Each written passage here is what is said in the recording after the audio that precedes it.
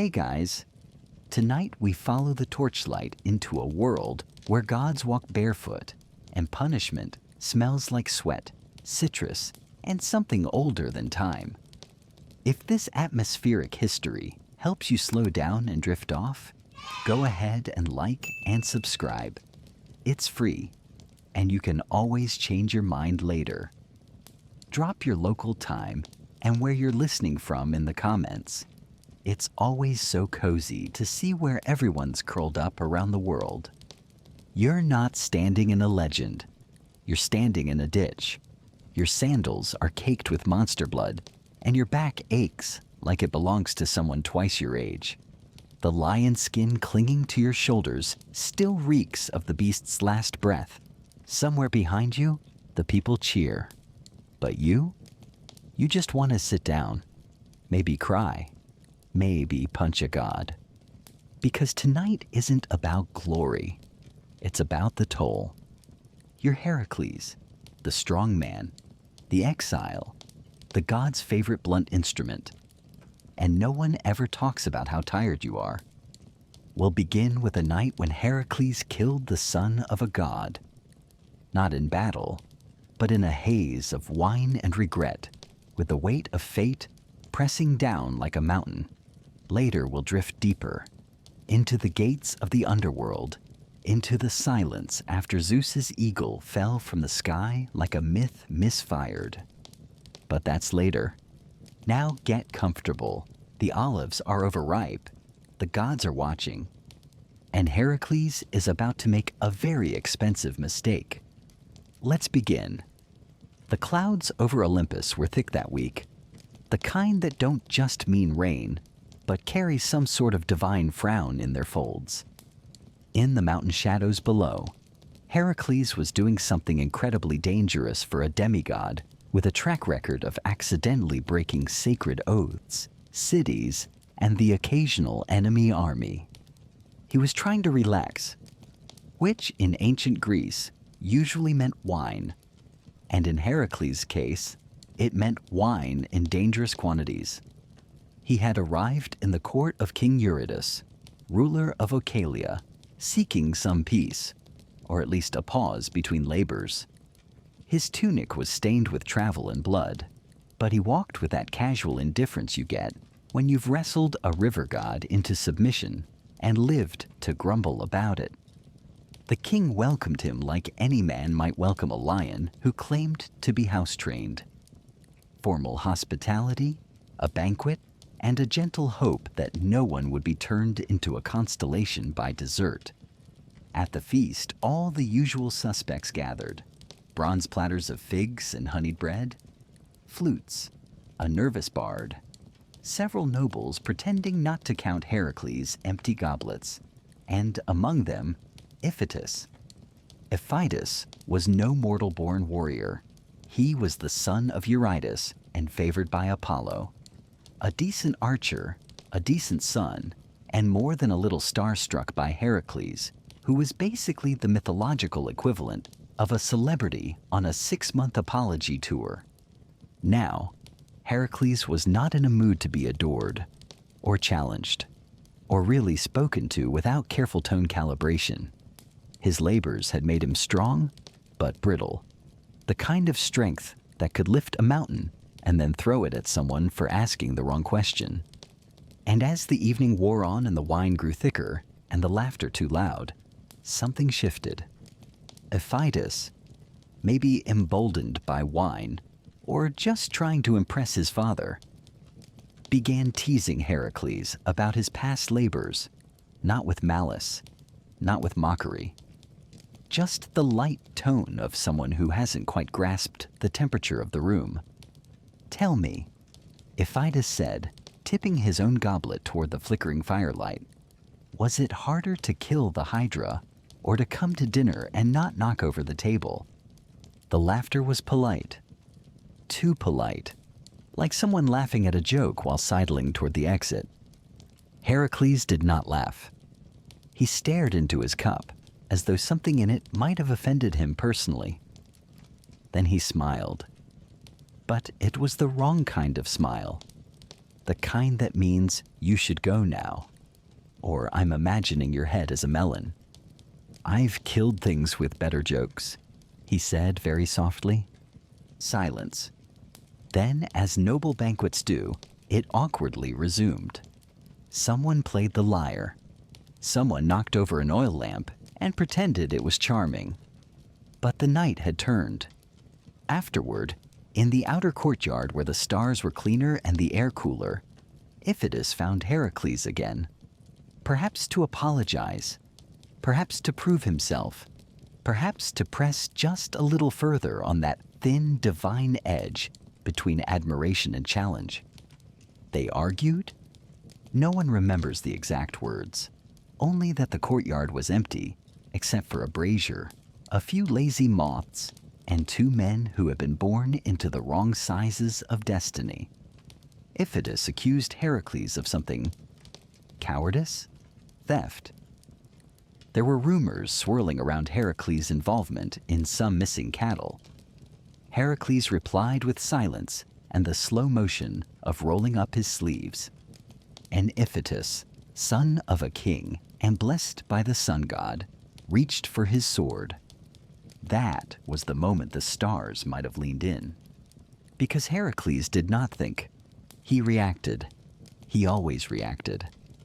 And that's when the gods stopped watching, or maybe turned away in some kind of ancient cosmic cringe. Heracles struck. One blow. Not theatrical, not glorious, just fast and fatal. A sword batted aside, a rib cracked, a temple split. The kind of blow that ends a name before it echoes. Iphitus collapsed like a puppet with the strings cut. A final exhale, a smear of sandal dust. Eyes wide with surprise more than pain. And then the silence. No gods thundered. No stars fell. Just Heracles staring down at what he'd done. The twitching, almost glowing body of a demigod who would never rise again. Somewhere in Olympus, Apollo felt the loss. Not immediately, but with that slow divine ache that reaches through the clouds and presses into temples like a change in pressure. And in Oechalia, the breeze shifted. Even the moths seemed to pause. Heracles didn't speak. He didn't scream. He simply turned and walked into the dark. Not a flight. Not yet. Just the walk of someone who's realized they've stepped off a map that only showed roads, not consequences. Because you can be the son of Zeus. You can wrestle rivers and crush monsters. But when you kill the wrong person, the right kind of wrong person, you don't just face kings. You face the gods. What? The sun rose over Oechalia like it was trying not to look anyone in the eye. Birds chirped politely. The kitchen fires lit early. The servants moved about with practiced obliviousness. But at the heart of the palace, around the courtyard where the stones still held the shape of a fallen demigod, everything had gone very, very still. Word of Iphitus's death traveled through the palace like a draft under a door. Not loud, not direct, just that creeping sense of something's off, followed by the quiet realization that the guest of honor had departed and left a corpse behind. King Eurytus didn't weep. Not in front of anyone. He just stared at the empty place where his son had stood the night before and tried very hard to remain a king. Kings don't beg the gods for explanations. They issue statements. They hold fast. They call witnesses. And this witness list was short. One name. Heracles. Except Heracles was gone.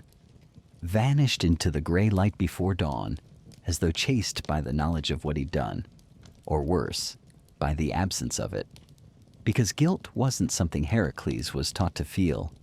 He was taught to win, to lift, to endure, but not to grieve what strength could destroy.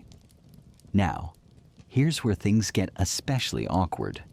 Because technically, Iphitus wasn't just a king's son. He wasn't just a cocky youth with a sword and bad timing. He was touched by the divine. Apollo had claimed him, not in the sense of full parentage, but in the vaguer, more dangerous way gods sometimes favor mortals, like mentoring a pet falcon or occasionally borrowing a demigod for archery practice. So when Iphitus died, the grief didn't just stay in the court. It bled upward. And Heracles, for all his muscle and half-divinity, knew better than to wait around for that kind of anger to trickle down. He was already 3 days into the road by the time Eurytus gathered his council, already past the hilltop shrines, already ignoring the rumors that drifted behind him like smoke. Murderer, exile, cursed. Because the truth didn't matter now. The wine had been strong, the night had been long, and Heracles had killed someone he shouldn't have. Let's take a moment here to appreciate just how often this man was in trouble for overdoing it.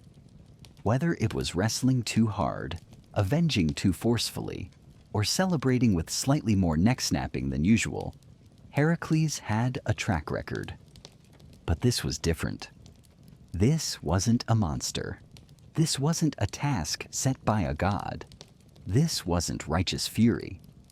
It was a mistake, and that made it dangerous. You see, in myth, there are only 2 kinds of violence, ordained and inconvenient. When a god tells you to slay a lion, ordained. When a king orders you to capture a boar the size of a chariot, ordained. When you kill someone during a feast because your feelings got bruised and your wine jug got light, inconvenient. And Olympus hated inconvenience. So Heracles walked. He didn't run. That would imply fear. And Heracles didn't do fear. He did momentum. He did scowls and sandals worn down from miles of shame-laced thinking. He headed north, away from the courts, away from the temples, through quiet villages that didn't quite know how to greet him anymore. Isn't that Heracles? They'd whisper behind baskets of olives and drying laundry. The strong one? I thought he was dead. No, that's the other one. The lion guy? Yes, but don't say it too loud. I heard he killed a god. By the 4th town, he'd stopped correcting them. Let the rumors grow. Let them believe he strangled a son of Olympus with one hand while drinking with the other. Better that than the truth. A slow, stupid, drunken escalation that ended with a corpse and a headache that wouldn't fade. In one small coastal town, an old woman tried to offer him figs. He looked down at her, her face like sun-dried linen, her hands trembling from too many seasons of harvest, and something in his chest cracked a little. He didn't take the figs. He just muttered a thanks and moved on. Later that night, by a cliff edge where the wind moaned like a harp left out in the rain, he sat and looked at his hands. Big hands, strong hands, hands that had held up mountains and lovers and the bodies of friends too broken to carry themselves. But now they just looked guilty. He tried to tell himself it didn't matter, that gods kill mortals all the time, that justice is a performance, that he didn't mean to do it, that Iphitus had drawn first, that he hadn't known who he was dealing with. But none of it stuck. And there, beside the crashing waves, Heracles did something strange. He poured out his wine, not as a toast, not as an offering, just as an act of quiet, symbolic surrender. No more drinking. For a while, at least. He walked again in the morning, down the coast, past shepherds and fishermen who looked at him with a kind of reverent unease, like someone might look at a bear wearing a laurel wreath. Then outside a shrine to Apollo, he paused, looked at the stone lions, the ivy, the fire that burned unnaturally steady no matter the breeze. And he didn't enter. Because how do you face the god whose favorite you just murdered? You don't. You keep walking. Somewhere along that dusty stretch of road, Heracles realized the difference between being sent on a quest and fleeing one, and it didn't sit right with him. The wine had been too strong. The sword had been too fast. But now the shame was quiet, settled, like ash in a goblet no one dared to clean. And far above, behind the clouds, something golden stirred. Not a punishment, not yet. Just the awareness of Olympus turning its many eyes toward one man, walking alone, away from justice and into legend. Break time twos. The wind had that dry whisper to it, the kind that rustles through olive trees like gossip at a funeral. And as Heracles trudged on through dust-worn trails and nameless valleys, the road ahead began to feel thinner, tighter, like fate was folding inward. He hadn't eaten in a day. Not because there wasn't food, but because everything tasted like judgment lately. Bread reminded him of banquet tables, wine was off limits, and meat. Well, meat brought back too many images of what a sword could do when swung too quickly. So when he finally reached a small outpost, not even a town, just a cluster of tents and sun-faded awnings by a watering hole, he didn't bother asking for a bed or a meal. He asked for silence, and got it. Mostly. Except for one voice, a voice that didn't belong to a farmer or a merchant, or even a nervous bard with a four-string lyre. It belonged to someone young, sharp, slightly overconfident. I thought you'd be taller. Heracles turned, slowly, to face a boy barely out of youth, polished bronze on his chest, and a sword far too clean for a real fighter. He wore the emblem of some local militia, maybe one trying to impress the gods by patrolling the desert edge. I'm not here to talk, Heracles said, voice dry as a broken amphora. I'm not here to listen, the boy replied. This would have been the part where someone stepped in. An elder, a soldier with sense, maybe even a stray goat to break the tension. But no, just the two of them now, standing in the hot breath of mid-morning, with the sun making everything feel like it was pressed too close to the skin.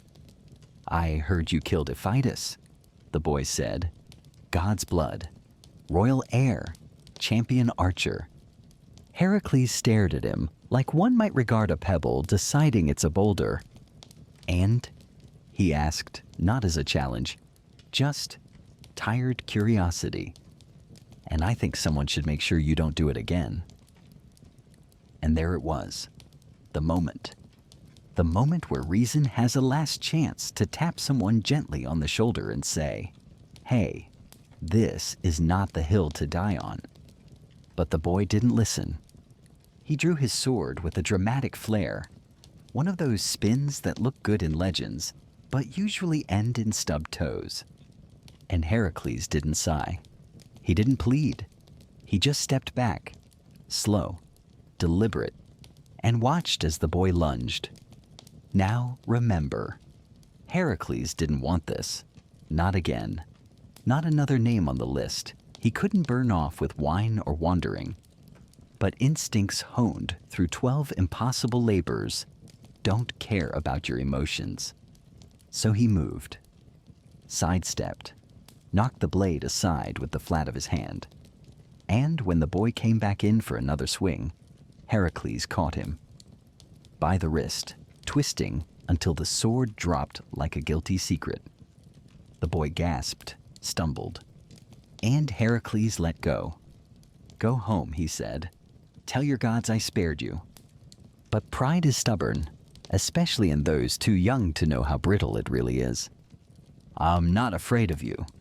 The boy spat, rubbing his wrist. That, Heracles said quietly, is your mistake. The camp watched. No one stepped in. No one applauded. They just observed the same way people might stare at a thundercloud, wondering if it's going to break. The boy fled eventually. red-faced, half in fury, half in shame. Heracles didn't chase him, just picked up the fallen sword and slid it into the sand, a little grave for an argument that never should have risen. And then he walked again, this time toward the coast. The salt in the air helped, somehow, a bit of sharpness to cut through the haze in his thoughts.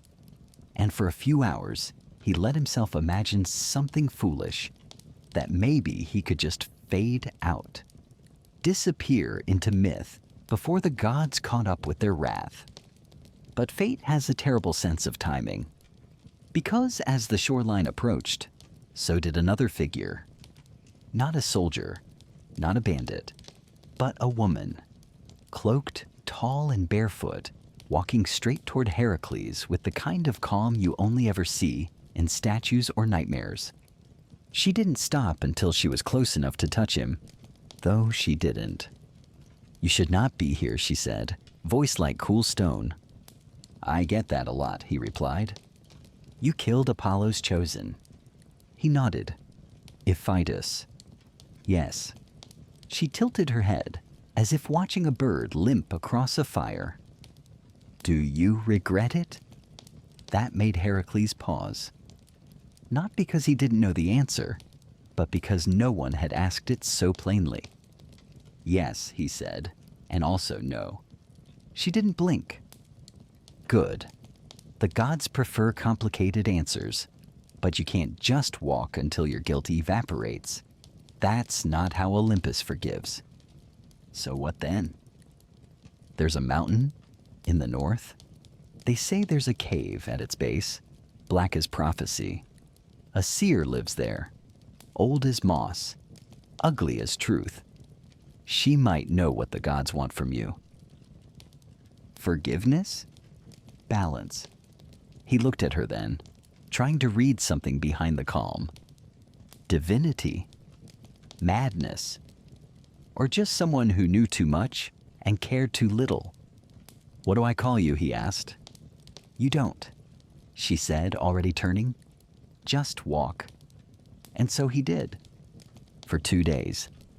Through marshland and bramble, over stones that bit at his feet like old regrets, past ruins where columns leaned like drunk philosophers and owls watched him without blinking. Until finally at the foot of a craggy hill, he saw it. A mouth in the rock. Black, still, unwelcoming. The cave. The beginning of whatever came next. And above it, painted in faded ochre, a warning. Only those burdened may enter. Only those broken may leave. Heracles didn't hesitate. Because whatever lay inside, prophecy, punishment, forgiveness, it had to be better than carrying the weight alone. Break time, twos. The mouth of the cave yawned like something ancient and tired of waiting. No torches lit the entrance. No shrine guarded the threshold. Just wind whistling through a throat of stone and the heavy silence that tells you you've crossed into the wrong kind of place. Heracles stepped inside. The shift was immediate. Sound vanished, swallowed whole. Even his footsteps felt reluctant, muffled by the damp floor and the growing sense that time didn't quite behave the same in here. The deeper he went, the more the walls pressed inward, not physically, but emotionally. Like memories were leaking from the rock itself. Somewhere past the third bend, he heard it. A voice. Low, creaky, and unmistakably unimpressed. "Took you long enough." The chamber was lit by a single dish of blue flame, hovering just above the ground. It made everything glow like a half-forgotten dream. And beside it, hunched over a scatter of bones and flower petals, was the seer. She looked like someone had carved her from regret. Skin like bark, hair like storm clouds caught in cobwebs. Her eyes were pale but sharp, like moonlight seen through frost. Heracles didn't speak. She sniffed. "Still reeks of wine and shame," she muttered. "Though the wine's farther back now." You know who I am, he said. I know what you are. A hammer looking for something soft. Sit. He did. There wasn't a chair, just the ground, cold and unyielding. It suited him. He was used to uncomfortable places. Say it, she croaked. Say what? The thing that keeps echoing in your head. Heracles stared into the flame. The blue danced without flicker, steady and unafraid. I didn't mean to kill him. Intent is for philosophers, she snapped. The gods care about blood, and you spilled some that wasn't yours to touch. He didn't argue. Not here. Not with her. So what do I do? She leaned forward, nose nearly touching the flame. You want atonement. Olympus wants balance. That's not the same. Then what do they want? Deeds. They always want deeds. Not apologies, not poems, not tears. Actions that rethread the loom of fate. He frowned. You're saying I have to earn back the right to exist. I'm saying you have to remind the world that your strength doesn't only destroy. Heracles nodded slowly. And how do I do that? She smiled. Or maybe her face just rearranged itself into something vaguely amused. You descend. To the underworld? To the place beneath consequence?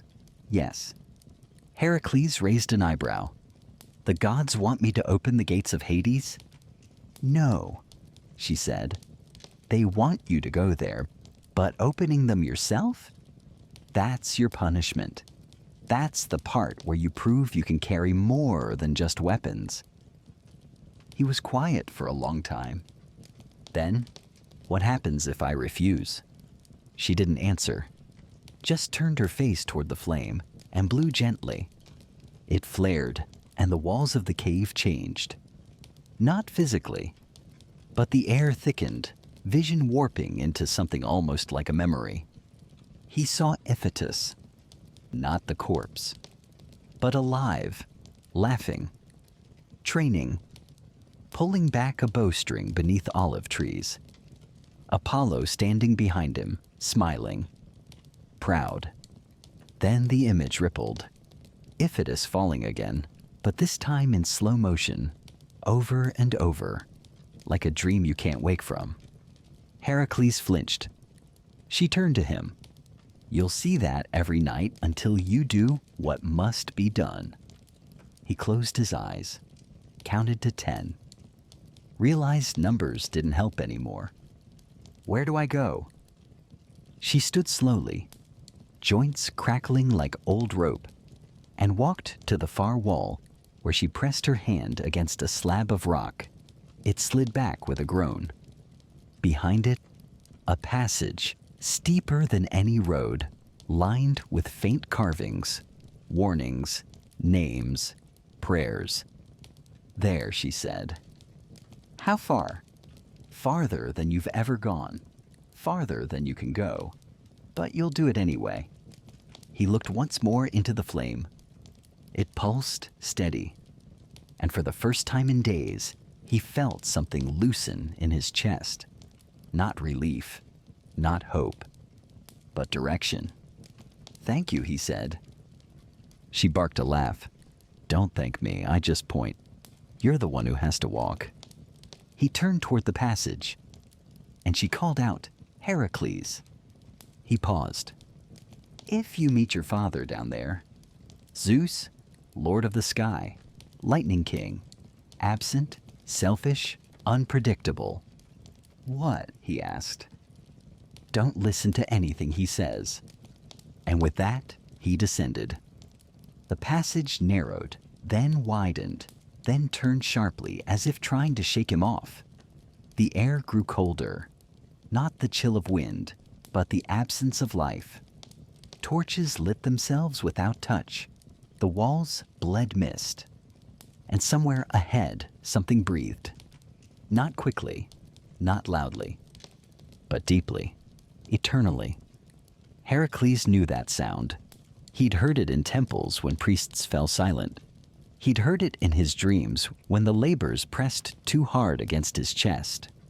It was the sound of the underworld noticing, and the gates weren't even open yet.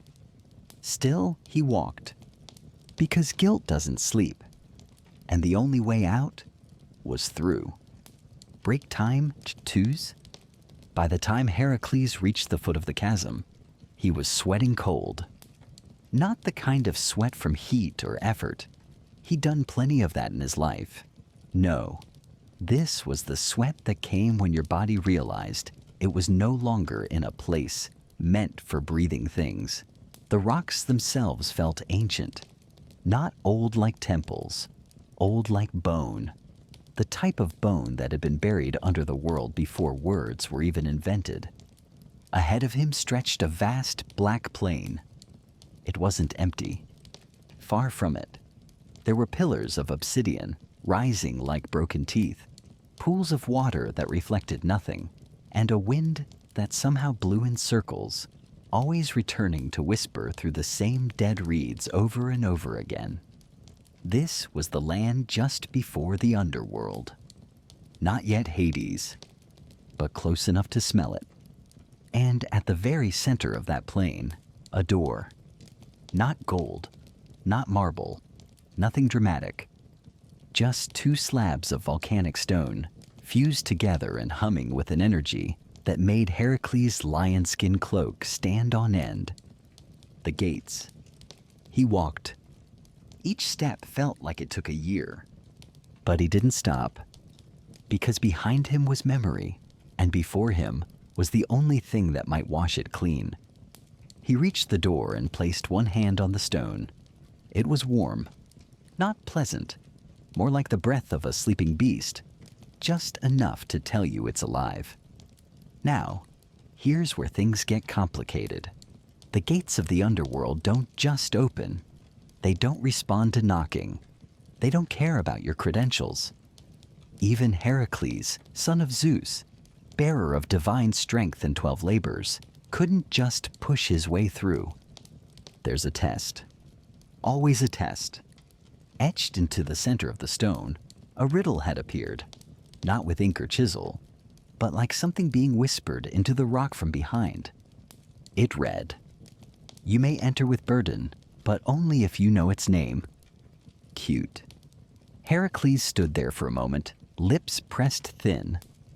You'd think a man who had lifted the sky for Atlas might be used to the concept of burden. But this was different. This wasn't weight you carry with muscle. This was what pressed on your chest when you saw the face of someone you couldn't save. Or worse, someone you killed. He said it aloud. Iphitus. The door stayed shut. He tried again. Shame. Nothing. Guilt, rage, pride. Still nothing. And then, like a bitter cough, it came out of him. Fear. The air cracked. A line split down the center of the door, not wide enough to pass through, but enough to shutter the air and make the obsidian pillars moan. Fear of what? Came a voice. Not loud, not angry, just certain. Heracles stared forward. He hated talking about this, hated giving words to things that should stay silent. But the gates weren't interested in macho silence. Fear that I'll become what they say I am, he whispered. The door creaked again. And what do they say? That I'm a monster who kills for glory. That I don't think. That I only destroy. There was a pause. Then, for the first time, the wind stilled, and the door began to open. Not fast, not with ceremony. Just that slow grinding motion, stone against stone, like two gods dragging their regrets across each other. Behind it, darkness, thick, moving, dense, not empty, just unlit, waiting. He stepped through, and immediately, he wasn't alone. They appeared like memories, not fully solid, not quite ghosts. People he'd seen, fought, carried, buried. Eurystheus, the king who'd set his 12 labors, Megara, his first wife, whose death had shattered his sanity, Deianira, his second wife, who he hadn't lost yet, but would, and Iphitus, standing at the edge of the shadows, not angry, not sad, just watching. Heracles didn't speak. What do you say to someone who trusted you? What do you say when you crushed that trust with your own hands? The vision didn't move, just faded, like steam off a blade. And then the underworld accepted him. Not with fanfare, not with fire, but with a hallway. Narrow, straight, carved from stone that glistened like wet bone. He followed it. Every few feet, a torch lit itself as he passed. They burned not with flame, but with memory. Each flickering image showing something from his life. A choice, a wound, a kiss, a punch thrown too hard, a kindness forgotten. And still he walked, until the hall ended in a room. Circular, silent, and in the center a throne. Empty, but the presence in the room was unmistakable. Hades, the god of the dead, didn't need to appear. His absence was his presence. The stillness of the room was his voice. The air felt judged. And yet Heracles didn't kneel. He didn't apologize. He simply said, "I've come to balance the scales." The room didn't respond. So he said it again. "I need to atone for what I've done."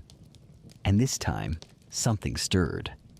Not a sound, not a figure, but a change. Like gravity had shifted. A slow grinding noise echoed behind him. He turned and saw another gate. But this one wasn't made of stone. It was made of bones.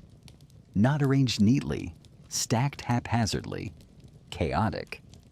The way consequences often are. And as it creaked open, a voice slithered through the room. Not from Hades, from the bones themselves. Then begin. Basii. Break time. Nabaper twos. Nabort. The gate of bones opened like a ribcage, surrendering to a final breath. It didn't swing wide. It yielded reluctantly, each bone clacking against the next, like a warning in a forgotten dialect. The passage beyond wasn't dark in the usual sense. It was a colorless stretch, flat and pulseless, the kind of space where light doesn't even bother showing up. Heracles hesitated. Not out of fear? Not exactly, but out of a different kind of resistance. The one that comes when you know that every step forward is one more step into something you can't walk back from. He had descended into many things before. The belly of monsters, the bellows of volcanoes, the politics of Olympus. But this was different. This was the part where you didn't get credit for being brave. You just had to be it. He stepped through, and the first thing he noticed was the silence. Deeper than death, more honest than most prayers. It was the silence of a place where no one talked anymore, not because they couldn't, but because they'd long since run out of things to say. The walls were narrow, not carved but formed, natural and yet wrong, like someone had grown a tunnel out of old memories and forgotten rules. And in the distance, soft, slow, came the echo of chains. At first, Heracles thought it was his imagination, but no, the sound was real, metallic, rhythmic, and accompanied by something stranger. Humming. He followed it. Because of course he did. Because what else do you do in the underworld but follow strange sounds through impossible spaces? Eventually, the tunnel opened into a cavern. Enormous, lined with shelves. Each shelf held an urn. And each urn held, well, not ashes. Stories. You could hear them if you got close enough. whispered retellings of lives lived long ago. Hopes, mistakes, triumphs turned sideways, names long forgotten on the surface world, trapped here like moths in amber. And in the middle of it all stood a figure. Not tall, not frightening, just terribly still. He was old, not in the wrinkled way, but in the eroded way. His face looked like a statue that had spent too long in the rain. His robes were simple, and around his neck was a chain that led nowhere. It trailed off into shadow, like a leash without a master. He didn't look at Heracles. He didn't need to. "You're the loud one," he said. "The one the urns are afraid of." Heracles blinked. "I'm not here to harm anything." The old man chuckled.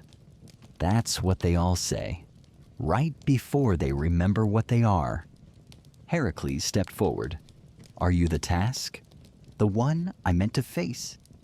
"No," said the man. "I'm the librarian." He gestured at the shelves. "These are the lives no one remembers.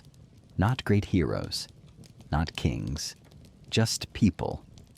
Lost to time, burned in battles, buried in floods, silenced by bad poetry."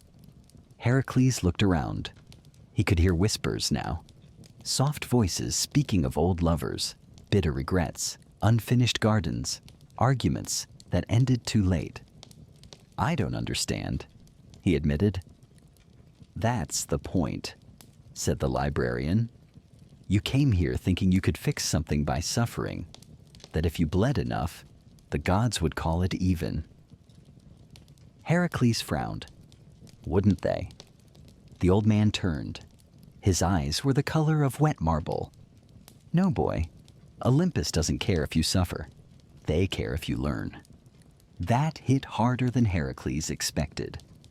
Because the truth was, he didn't know what he'd learned. He'd survived, he'd endured, he'd regretted. But learning, that implied change, growth, humility. Not things he'd had time for. What with all the hydras and political exiles, and 12 increasingly absurd errands. "So, what am I meant to do?" he asked quietly. The old man lifted a hand, pointed. Across the cavern, on the very top shelf, sat a single urn unlike the rest. It was cracked, tarnished, and humming. "That one's yours," the librarian said. Heracles walked toward it. It wasn't a long walk, but it felt like one. Every step took him deeper into something internal, a memory, a lesson he hadn't known he was carrying. He reached the shelf, lifted the urn. It was warm. And inside, no ashes, no scroll, just a small reflection. His own face. Not as it was now, but younger, smiling, open, before the labors, before the blood, before the weight. He looked into it, and somehow it hurt. A deep, dull hurt. "Why are you showing me this?" he asked. The librarian's voice drifted from below. "Because that's who you were supposed to be. Not the killer, not the conqueror, just the boy who wanted to help." Heracles felt something behind his ribs shift, a kind of ache he didn't have a name for. He set the urn back down, carefully, reverently, and when he turned, the librarian was gone. No fanfare, just shelves of silence, and one gate, new, different, made not of stone or bone, but something like starlight held together by shadow. It was open, and on the other side, something waiting. Not redemption, but maybe the possibility of it. He walked forward, and the cavern behind him whispered his name. Not in fear, not in praise, but in understanding. Break time, truce. The gate of starlight didn't close behind him. It didn't need to. The kind of path Heracles had chosen, the path of facing yourself instead of just your enemies, doesn't have hinges. It stays open, quiet, waiting to see if you'll come back through unchanged. But Heracles wasn't unchanged. He felt lighter somehow. Not in body. The lion skin still dragged at his shoulders, and the scars still itched where old blades had kissed too close. But in a different place. Somewhere behind the sternum. Somewhere where names like Iphitus had been echoing for too long without meaning. Now they meant something. And it burned, but not the bad kind. He found himself back in the tunnel of flickering torches, each flame still dancing with a different scene from his life. But now the images seemed slower, clearer. He didn't look away. There was his wife Megara, laughing before the darkness took her. There was Eurystheus, issuing the 12 labors with that smug little purse-lipped frown. There was Iphitus again, not dying, but breathing. Staring across the courtyard with a sword in hand and fear barely hidden behind his bravado. And there was Heracles himself, not the god-touched warrior or the killer or the half-divine exile, but a boy, holding a wooden club, pretending he could save the world with brute force and a noble heart. He paused at that one, because that boy had been missing for a long time. And Heracles realized, maybe that's what the gods wanted him to remember. That all the strength in the world meant nothing if you didn't know why you were using it. By the time he reached the entrance of the underworld, the blue torches dimmed behind him, snuffing out one by one like eyelids closing. He emerged into gray morning, not full sunlight, just the kind that suggests dawn is trying its best, but still working up the courage. And standing there just outside the stone path was a man in a cloak. At first, Heracles thought it might be another test, another shade, another illusion. But no, the man was real, older than he looked, eyes sharp, hands calloused from something other than battle. And the man bowed. Heracles, he said. Heracles didn't return the gesture, just narrowed his eyes. Who are you? Someone who was sent to meet you. By who? The man. That earned a dry laugh. Not a popular opinion lately. The man shrugged. Popular things rarely matter. They stood there a moment, two silhouettes against the rising morning. Somewhere birds were trying to chirp. A new day was doing its best. Then the man nodded toward the horizon. You've got one more task. Heracles didn't sigh. Not anymore. What now, kill a phoenix? Wrestle time itself? The man smiled, but not unkindly. Return. Heracles frowned. To where? To the place you broke. Ochalia. The word tasted strange, heavy with memory. You want me to go back to the city where I killed their prince? No, said the man. You need to. I just want you to understand what that means. Heracles looked down at his hands. He didn't feel like the man who had struck that blow anymore. But that didn't mean the world would forget it. I won't be welcome. Then be honest, the man said. Don't go to be cheered. Go to listen. Heracles almost scoffed, but stopped himself. Because somehow, the idea made sense. He nodded once, and the man stepped aside. The road back to Ochalia wasn't long, but it felt longer than any of his previous journeys, because now he wasn't walking as a hero, or a monster, or a demigod cursed with labors. He was walking as a man, one who had looked into the dark and come back with nothing but truth and a small cracked version of his former self.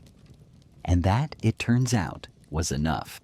When he reached the outskirts of the city, he wasn't surprised to find the gates unguarded. No fanfare, no torches, no weapons pointed at his throat. Just the same dusty path, the same olive trees, the same murmuring wind that had once laughed during a feast he tried to forget. The people saw him, and yes, some flinched. Some turned away. Some stared like they were trying to decide if forgiveness came in lion skins or only in silence. But he kept walking. To the palace. To the courtyard. To the place where Iphitus had fallen, where the stones still bore a faint discoloration that no rain could wash out. And there he stopped. He didn't kneel. He didn't weep. He just spoke, loud enough for anyone nearby to hear. I cannot undo what I did. Silence. But I will never pretend it was fate, or wine, or prophecy. A few heads peeked out from doorways. A child stopped chasing a goat in the distance. Iphitus drew steel. I reacted. That's the story. But the truth is, I had other choices. He looked at his hands again, then placed his lion-skin cloak on the ground, gently, like an offering. This doesn't excuse anything, he said softly now. But I wanted you to see that I didn't just keep walking. He stepped back and left the cloak behind. It would rot in the sun, or be taken by someone, or maybe just sit there until it became a story in itself. But Heracles had done what he came to do, not for redemption, not for applause, just for truth. He turned and began the walk away, not from guilt, but from the weight of pretending it had vanished. Break time twos. He didn't look back, not because it was heroic, but because looking back is for people hoping they've left an impression. Heracles wasn't here to impress anymore. The road that wound away from Achalia felt strange beneath his feet. Not unfamiliar, just lighter. The kind of road you walk after saying something you should have said years ago, something you were afraid might break you, but instead released you. Villagers watched him from a distance as he passed, some with suspicion, others with quiet curiosity. A few children followed at a cautious distance, whispering questions. Is that him? The one who killed the prince? No, it can't be. That man looks tired. And he was. Tired in the way storms are tired after they've broken all the trees. Not sad, not defeated, just done. But the gods weren't. Because as Heracles reached the edge of a small grove, the kind with lazy bees and sun-warmed stones, the wind shifted. He knew the sound instantly. A sharp, high whistle. The sound of wings. Then a shadow passed overhead. Massive, unmistakable, and despite everything, impossibly familiar. The eagle. Not just any eagle, Zeus's eagle. The immortal bird who tore Prometheus's liver out day after day on a crag no one dared climb. It circled once, twice, then landed on a low branch, no more than 20 feet away, claws digging into the bark like punctuation. Heracles didn't move. The bird tilted its head. You're early, Heracles muttered. The eagle blinked. Its eyes were golden. Not metaphorically, literally molten gold, swirling like storm clouds around a sun. What? Heracles said. No dramatic speech? No bolt from Olympus? Just an airborne guilt trip? The eagle didn't answer, obviously.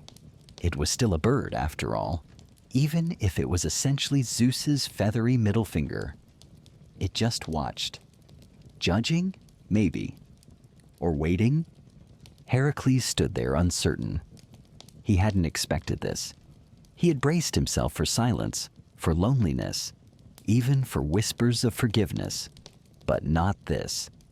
Not a reminder that Zeus was always watching and never intervening in a straight line. Then the eagle did something unexpected. It hopped down from the branch, walked, yes, walked toward him. Slow, heavy steps, wing feathers dragging, and stopped 2 paces away. Heracles tensed.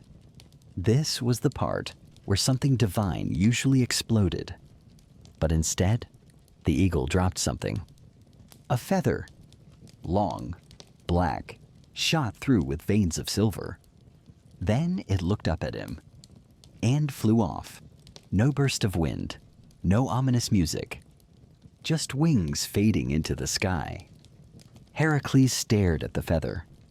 It shimmered. Not in a "here's your prize" way, more in a "this means something but I'll never tell you what" way. Classic Zeus. He picked it up, held it, and without fully understanding why, smiled. Because he got it. He actually got it. This wasn't punishment. It wasn't a warning. It wasn't even forgiveness. It was a message. You may never outrun your past, but you don't have to carry it the same way forever. He tucked the feather into the knot of his belt, not like a trophy, like a reminder. Then he kept walking, through the grove, toward the hills, toward whatever the next impossible day had in store. He didn't know if he was done atoning. He didn't know if the gods would ever forgive him. But for the first time in what felt like forever, he wasn't walking in circles. He was walking forward. And maybe that was enough. Break time 2s. And now the road grows soft beneath your feet. The sky above fades from gold to blue to the deep, restful violet that comes before dreams, before memory, before anything that needs to be fixed. The sounds of the world fall away. The footsteps, the feathers, the weight of swords and names and deeds, and in their place is stillness. Soft and slow, like sleep curling around the edges of your mind. Heracles walks on, but you don't need to follow him anymore. Not tonight. He'll keep moving through myth, through forests and forgotten cities, and the sighing corners of stories that haven't been told yet. He'll face monsters and gods, and versions of himself he doesn't always recognize.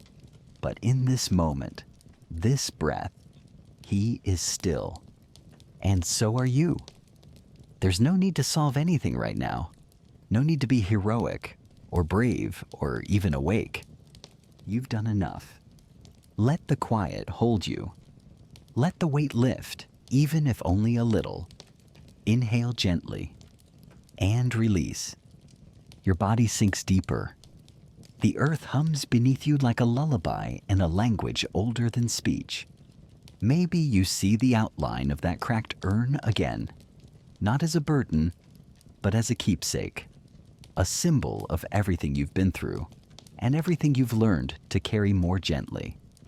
Or maybe you see only stars, and that's fine too. You've earned rest, not just sleep, but peace. So let your thoughts soften, like waves smoothing a shoreline.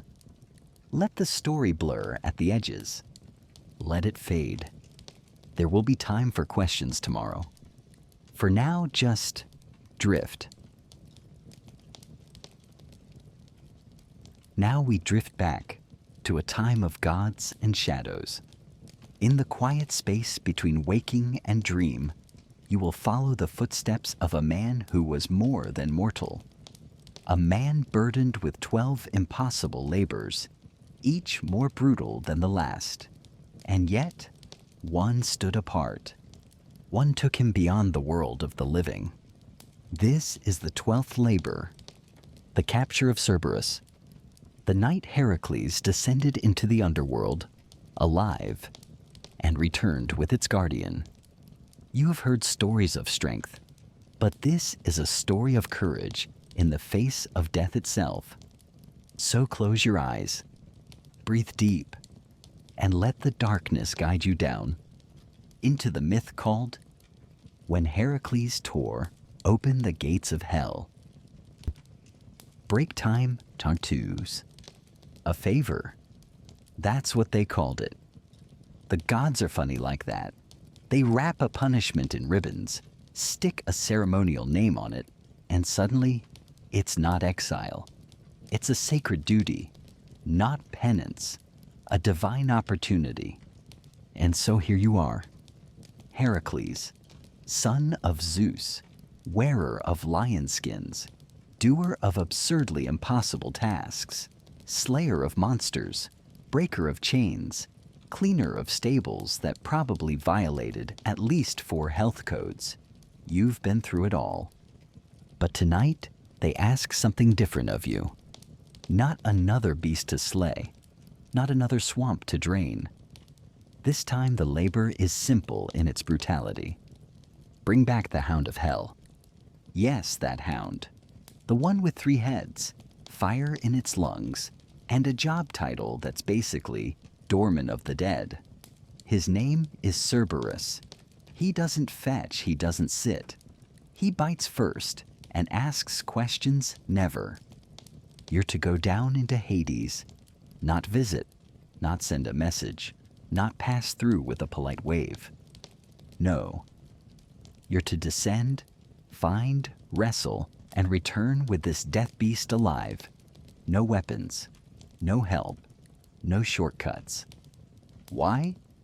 Because someone, probably Eurystheus, your royal labor giver with the spine of a damp scroll, decided that bringing back the guardian of the underworld would really round out your resume.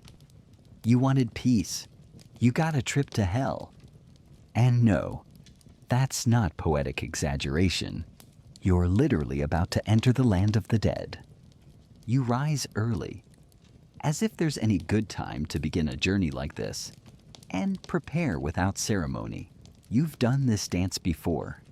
You know the weight of the club, the scratch of the lion skin, the way every step toward a task like this tightens something in your chest. This isn't just a task, it's a message. From the gods, from Olympus, from every whispering mortal who says you're more beast than man. If you succeed, you'll have done the unthinkable.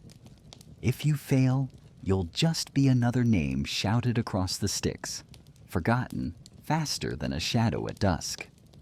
You leave without fanfare. The earth changes as you walk. The air thickens. Birds fall silent. Even the wind seems unsure of itself, nudging your back one moment and resisting you the next. You pass temples, ruined ones, dedicated to forgotten deities with names like gravel and breath. You do not pray. What's the point? The gods already made their demand, and the underworld does not barter with devotion. As you descend into the hills that hide the old entrance, the one carved not by man but by time and trembling, you begin to feel it. That pull, not down, not sideways, inward. It's as though your own spirit is turning back on itself, folding, retreating. Like some deep part of you knows what's coming and is already packing up to hide. But you keep walking, because this is what you do. You go where others won't. You carry the weight no one else can. And sometimes, just for flavor, you knock on death's door and ask if the dog can come out and play. You reach the cave mouth by dusk. The light bends strangely here. Too gold, too still. Like the sun itself is holding its breath. And why wouldn't it? Even the sky knows where this path leads. You step inside. No torch, no map, just the memory of direction and the faint scent of damp stone and distant fire. The path is narrow, then wide, then narrow again, like a throat swallowing the last of the living world. It is not quiet. Oh no, the underworld hums, not with voices, not with music, with pressure, with a presence, like you're walking inside something vast and buried that's thinking about you. You pass carvings, warnings, names scratched into the rock by others who came here, not for labors, but out of desperation. Lovers chasing dead spouses, parents begging for their children back, fools chasing immortality like it wouldn't break them. Their names are faded now. Yours will not be. Because you do not come with a plea. You come with purpose. And maybe a dash of reckless overconfidence. But hey, that's gotten you this far. You descend deeper. And the walls sweat. The ceiling drips. There's no light source, but you see? Not with your eyes. With something else. Instinct, maybe. The kind of vision you get when the world no longer obeys the rules and you have to invent new ones just to keep moving. You start to hear water. Not rain, not rivers. The Styx. A river not of death, but of memory. A boundary. A promise. A place where souls go to forget and to be forgotten. You're close now. Your pulse doesn't quicken. That would imply fear. And you're not afraid. Not exactly. But your body knows what your mind keeps trying to ignore. That once you cross, there is no guarantee you'll return. The rules up there, strength, glory, honor, don't apply here. Here, it's just truth. And the truth is, you're not sure you're ready, but you keep walking. Because readiness has never mattered. Only resolve. Only forward. Only the next impossible step, taken anyway. Break time tier 2s. The descent doesn't steepen, it deepens. A subtle difference, but important. Steepness you can see, anticipate, brace yourself against.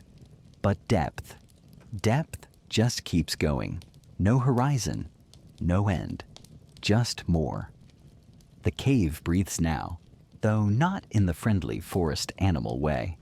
It exhales stale air that smells like burnt parchment and old secrets. You can taste the minerals in it. Copper, salt, and something sour you'd rather not identify. Still, you keep going. The walls pulse with a soft glow now, not from any flame, but from veins of something luminous threading through the rock. Maybe magic, maybe memory, maybe just the geology of places the sun has never touched. Either way, you don't trust it, but you also don't have a choice.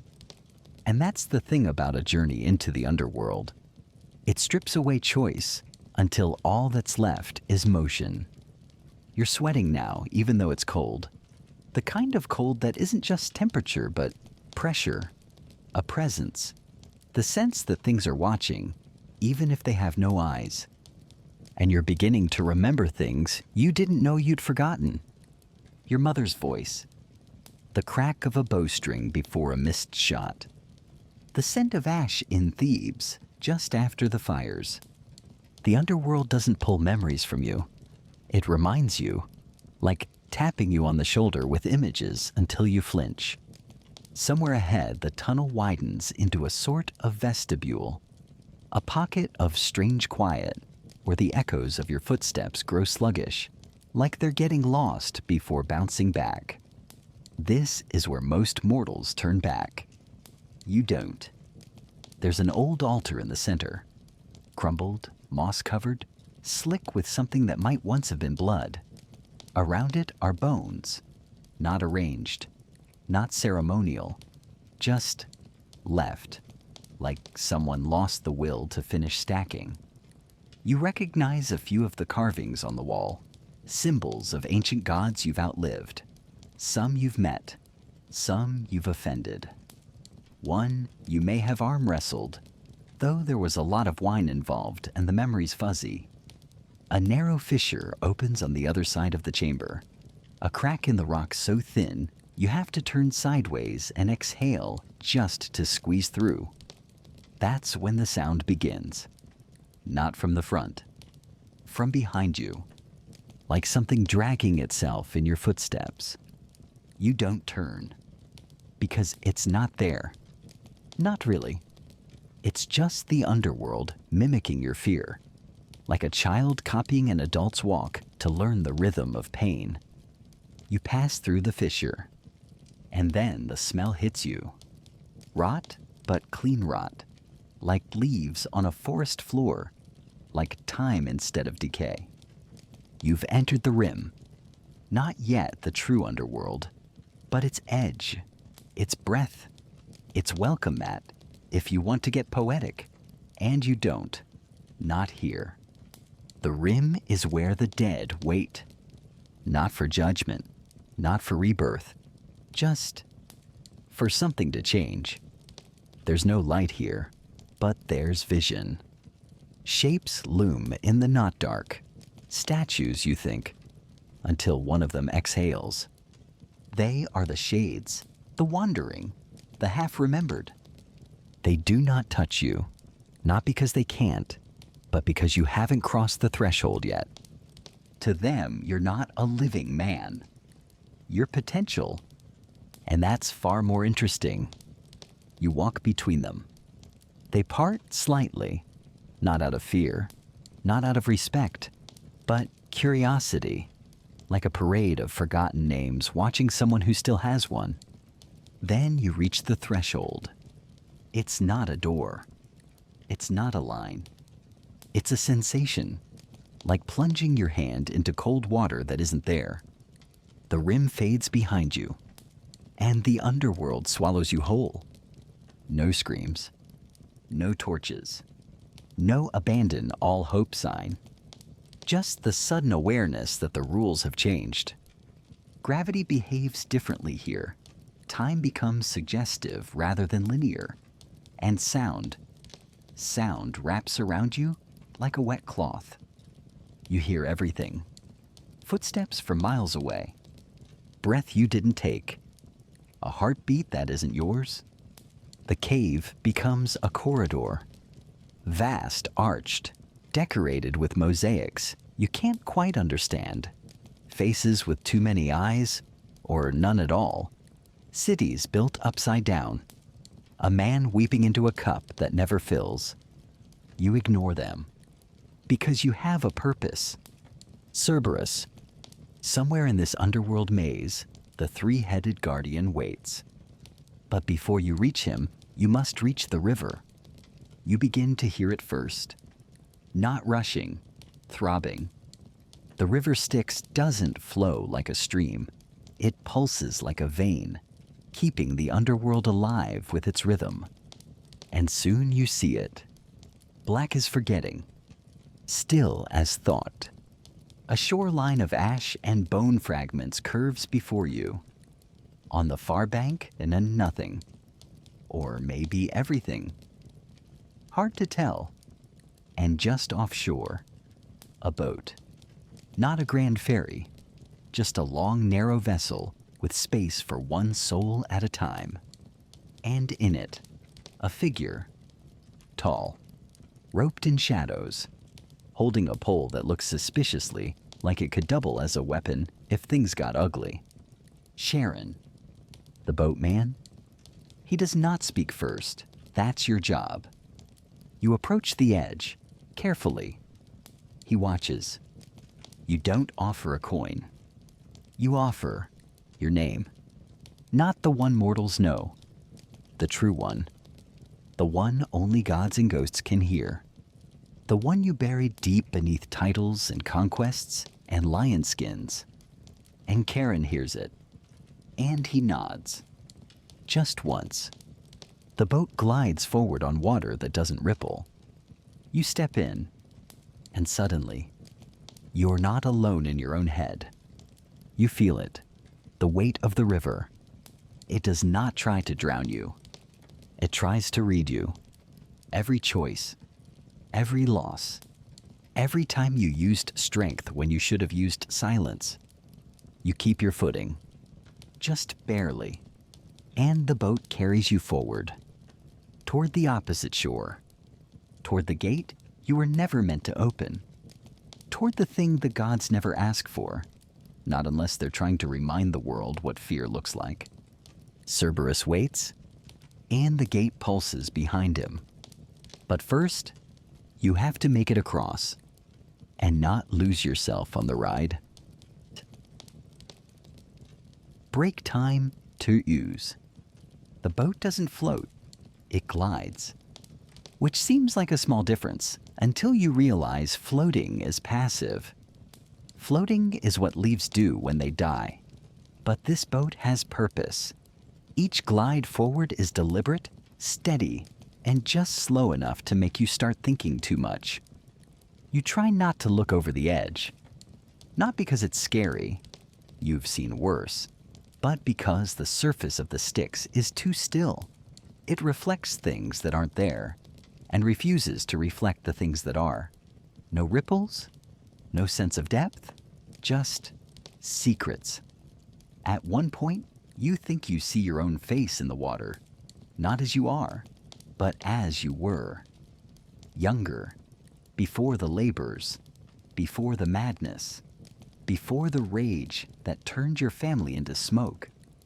The river remembers everything. Charon remains silent. His long pole taps the riverbed every few beats, like a metronome for grief. His face, if you could call it that, is obscured beneath a hood darker than the water itself. His hands are bone white, not skeletal, just leached of anything living. You want to ask him something, anything, just to break the tension. But the air feels contractually silent, like one word might void your passage. So you wait. And the river whispers. You hear voices, not from the water, but in it. They slide through your head like dreams you forgot to forget. Some are familiar, some are your own, echoing back at you out of context. I'm sorry. They begged me not to. Strength is all I have. You grip the side of the boat, not to steady yourself, but to remind yourself you still have a body. Eventually the far shore appears. Not in the way shorelines normally do. There's no gradual reveal. One moment there's nothing, and the next, there it is. A bank of black gravel, smooth, undisturbed, as if no one's walked it in centuries. You step out. The boat vanishes the moment your foot hits the gravel. No splash, no goodbye.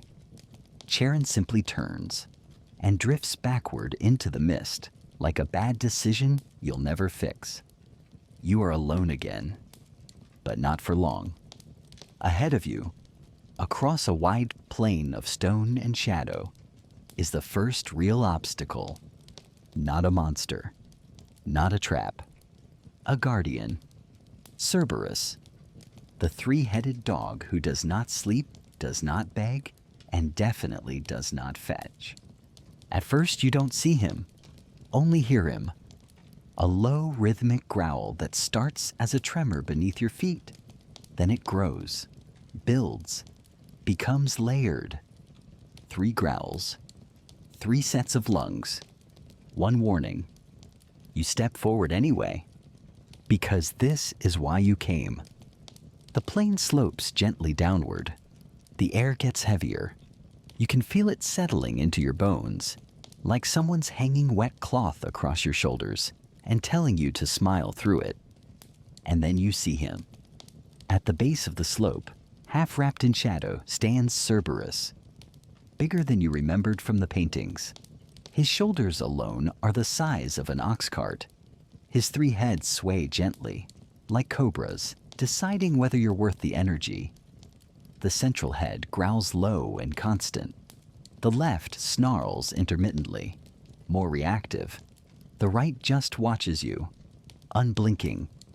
His fur is black, but not dark. It's the kind of black that absorbs light, drinks it in, turns it into tension. His eyes? Let's not even talk about the eyes. Just know they've seen things leave this place, and they've made sure they didn't come back. Now, here's the catch. You can't fight him. That's the rule. Eurystheus, helpful as always, specified, brings Cerberus up alive and uninjured. No sword, No arrows, no poisoned meat, not even a stick to throw and hope he likes playing fetch. You must rely on something else. So you do what no one expects from you. You sit down, right there, on the stone, cross-legged. No threat, no flexing, no divine posturing. You wait. Cerberus tilts one head, then the others, then slowly begins to move toward you. His paw steps are felt, not heard. Each one hums through the ground like a heartbeat you're not sure belongs to you. He sniffs the air as he approaches. You know he smells everything. Your fear, your resolve, the time you broke a man's jaw in a tavern in Nemea just for looking like someone you once failed to protect. Cerberus gets close, close enough to breathe on you. And his breath is, let's just say if guilt had a temperature, it would be this. You do not move. Not when his left head snaps once, inches from your ear. Not when the right leans in and exhales slow and heavy, as if reading your soul like a bedtime story it doesn't enjoy. Finally, the central head lowers, stares into your eyes, and here's where something strange happens. You remember something. Not a battle, not a labor, not a victory.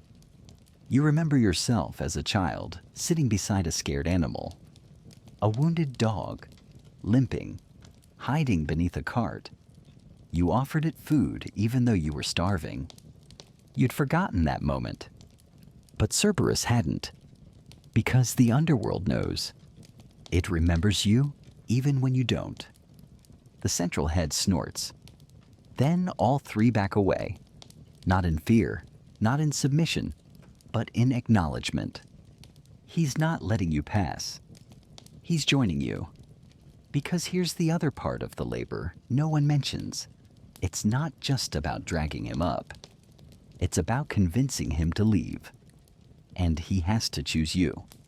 Cerberus circles you once, as if drawing a circle of protection. Then he growls, not at you, but at the gate behind him. You look.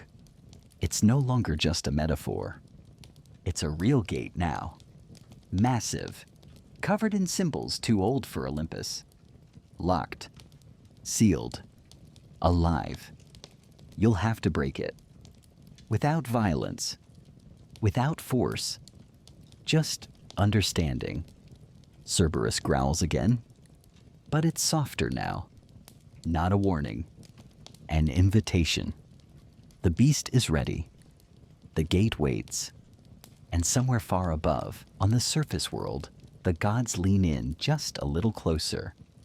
Because now comes the hard part. Break time, Cerberus. You stand before the gate. It doesn't shimmer. It doesn't creak. It just is.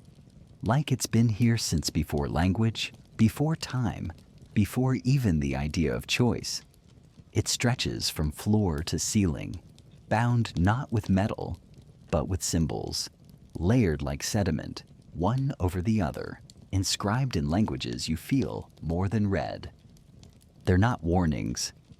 They're memories. You step closer, and one of the carvings pulses faintly beneath your fingers.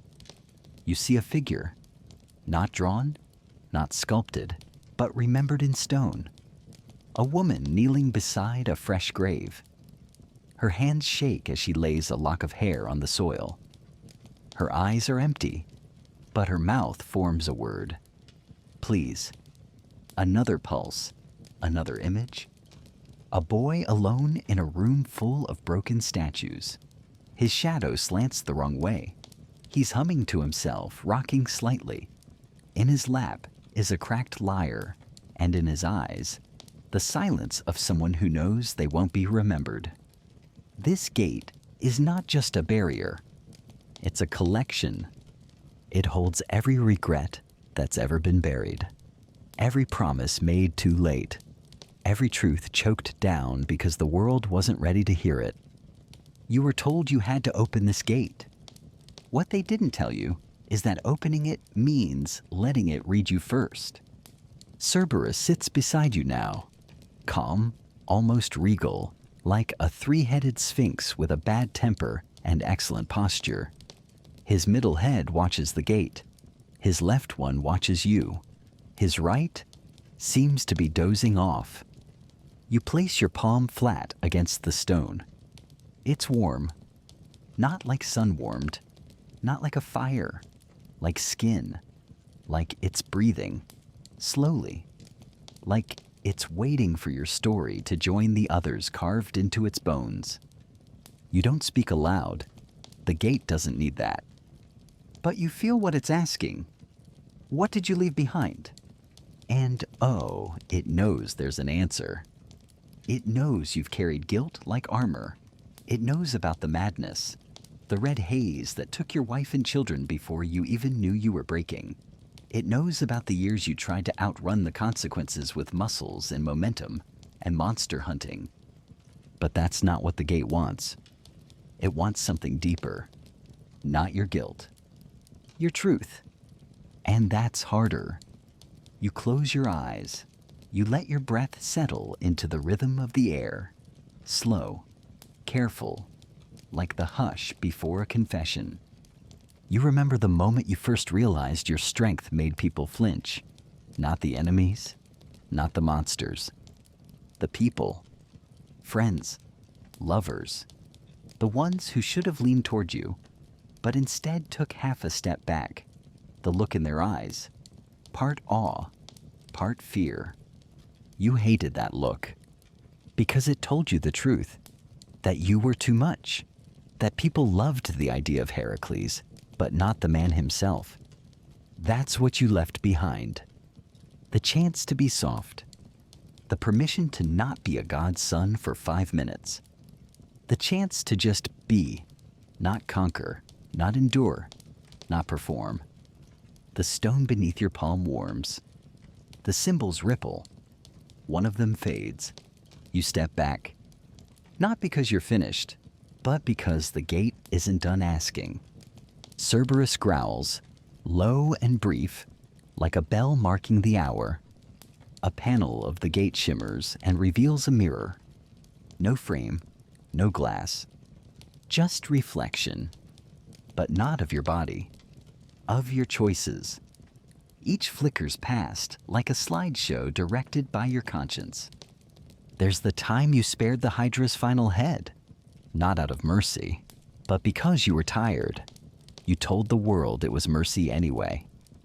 There's the moment you refused a villager's plea for help because you were in a hurry to impress a queen. That village was ash the next day. There's the time you met a blind man on a road and carried him 6 miles out of your way, just so he could feel the heat of the temple stones one last time. No one saw that moment, not even the gods, but it's here. The gate knows it all. And now it wants your permission to open, to release. Not just Cerberus, but you. You nod, just once, and the ground trembles. Not a quake. A pulse? The kind of movement that starts in the bones and moves outward, like the underworld itself is exhaling for the first time in ages. The gate begins to split down the center, but not cleanly, with resistance. Like it doesn't want to open, but it's choosing to. Because of you. Because of who you are, not just what you've done. The air, hot, damp, charged. You smell sulfur, old rain, and something like tears on stone. Cerberus rises, all 3 heads lifting in perfect unison. His eyes narrow. His haunches tighten. He's ready. The gate groans, creaks, then swings wide. Behind it, a void. Not empty. Waiting. And you, because the gate doesn't open into the underworld. It opens through it. Into the buried part. The locked away place. Where the old things live. Where the gods don't look. Where stories go when they're too raw to tell. Cerberus steps forward, not needing your command, choosing the exit. And you follow. Because not the dog, not the gate, but the walk back up, with something wild at your side and something cracked inside your chest. You do, but you know this. You are not the same man who entered this place. And that is the first miracle of the whole journey. The gate on its own, and this time it does not resist. Break time Tabertus. The passage back is not the same one you entered. Cerberus follows behind you, his three heads shifting constantly, left head twitching at every echo, the middle calm and unblinking, the right still half asleep, as if unimpressed by the drama of the underworld secrets. His paws make no sound. His breathing does. You feel the tunnel tightens. You duck. The ceiling here is lower than before. Or maybe your sense of scale has changed after everything the gate showed you. The walls no longer glow. They pulse, like veins, like something living, curling inward. The weight is back, but different now. Not dread, not guilt. You are now a man who has seen too much, not in the trauma sense, though sure that applies, but in the deeper way. The way people look at stars after one night of understanding how big the sky really is. The air grows warmer. The silence is thick. No whispering sticks, no murmuring dead. Just you and something else. Something you didn't bring with you. At first, it's just a tickle. A flicker in the air, like static clinging to your thoughts. Then, a presence. Something escaped. Not physically, not yet. But during the opening of the gate, something came through that wasn't Cerberus and wasn't you. Something old. Something forgotten. You feel, then the temperature drops. Not in degrees, in hope. You walk faster. You don't speak, not to Cerberus, not to the thing behind you, not even to yourself. You just move. Eventually, the passage begins to widen again. Rocks. Cerberus growls once, not at you, but behind. The thing, you turn. There's nothing. Just the underworld skin still damp with secrets. But you feel it? The presence. Like someone humming a lullaby in a room where no one else is breathing. You grip, not for, because if you're about to be followed into the world above by something nameless, you want to remember who you are when it happens. Heracles. Not the name they whisper in fear, but the one you earned through sweat and madness and stubborn refusal to die. You turn back to the path. You walk. Faster now. Cerberus, you pass into the next chamber. And there it is. The boat. Waiting. Which is strange. Because Sharon doesn't offer return trips. Yet here, you and Cerberus board. No one stops you. No one charges a fee. You drift forward. Across the Styx, back toward the other side, where the rules of men begin again. And then, halfway across the river, something changes. The water moves. Not in patterns. Symbols. They appear. Not Greek, not Titan, older than all of it. Cerberus growls again, a deeper sound than before. His heads all turn at once, looking at the center of the river. And there it is. A shape. Rising. Slowly. Without urgency. Like it knows it doesn't have to hurry. It won't stop you now. But it will follow.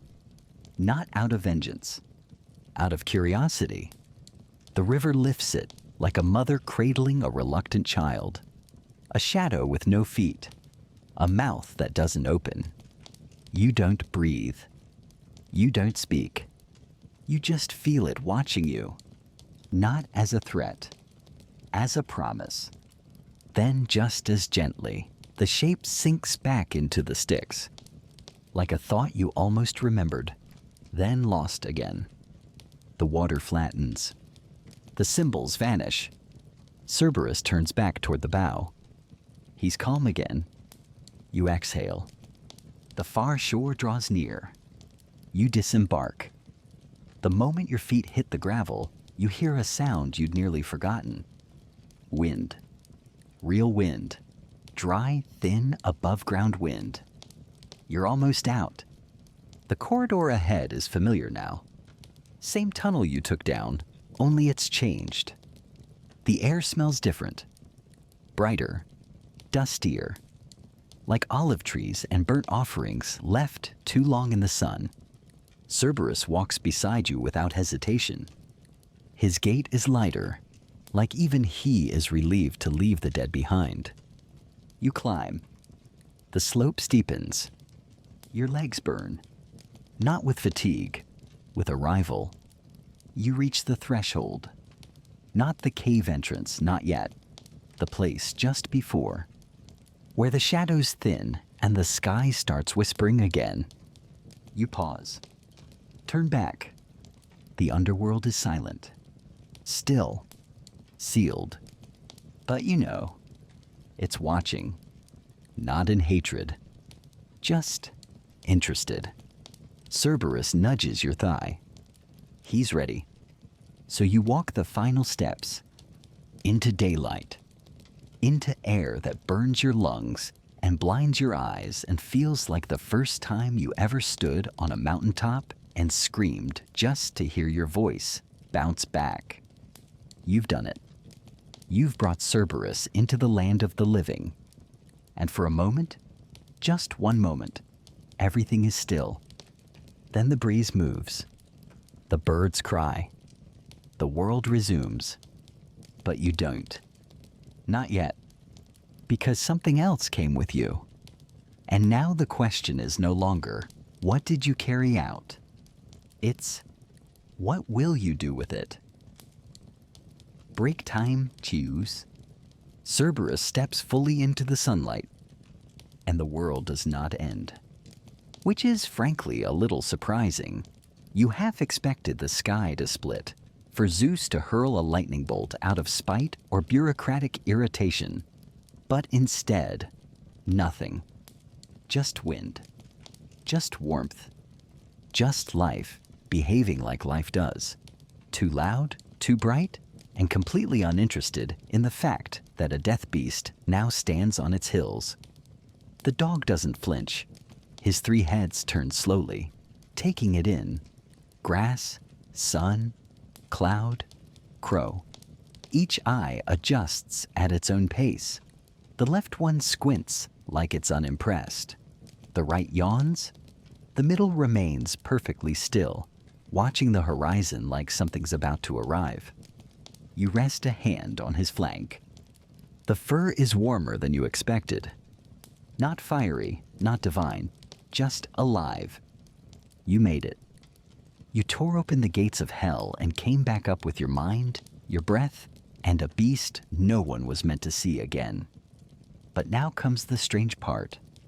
Now you have to do something with it. You begin walking. Cerberus follows without leash or command. The ground shudders a little with each step, but not dramatically. The underworld doesn't do drama. That's for mortals. You pass a cluster of trees. Sparrows scatter. One perches on a branch, considers barking, then wisely thinks better of it. Ahead lies the first village. Small. Olive groves.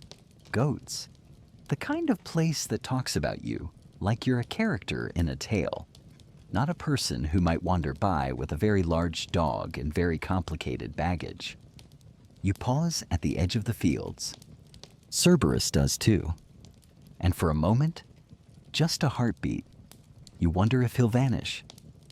If now that he's passed into light, he'll dissolve into smoke or memory, or the kind of metaphor only poets understand. But he doesn't. He sniffs the wind, then sits, and waits. You take that as permission. You move forward. Villagers appear. Slowly. One at first, then 3, then 10. No screams. No weapons. Just quiet. Recognition. And awe. A small child tugs on her mother's robe. Points. Is that him? Her mother squints. Mouths your name. You raise a hand. Not a wave. Just a sign that yes, it's you. Still you. Somehow. And they believe you. Because who else could it be? You move through the village. No one stops you. No one gets too close either. Cerberus remains outside. His heads turn like lighthouses. Not threatening, just watching.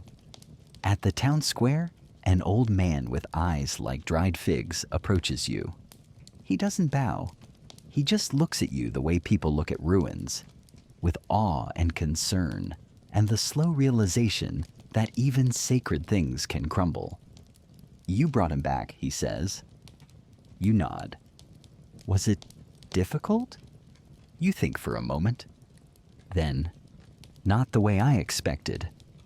The man chuckles once, dry as the dust at his feet. Nothing ever is.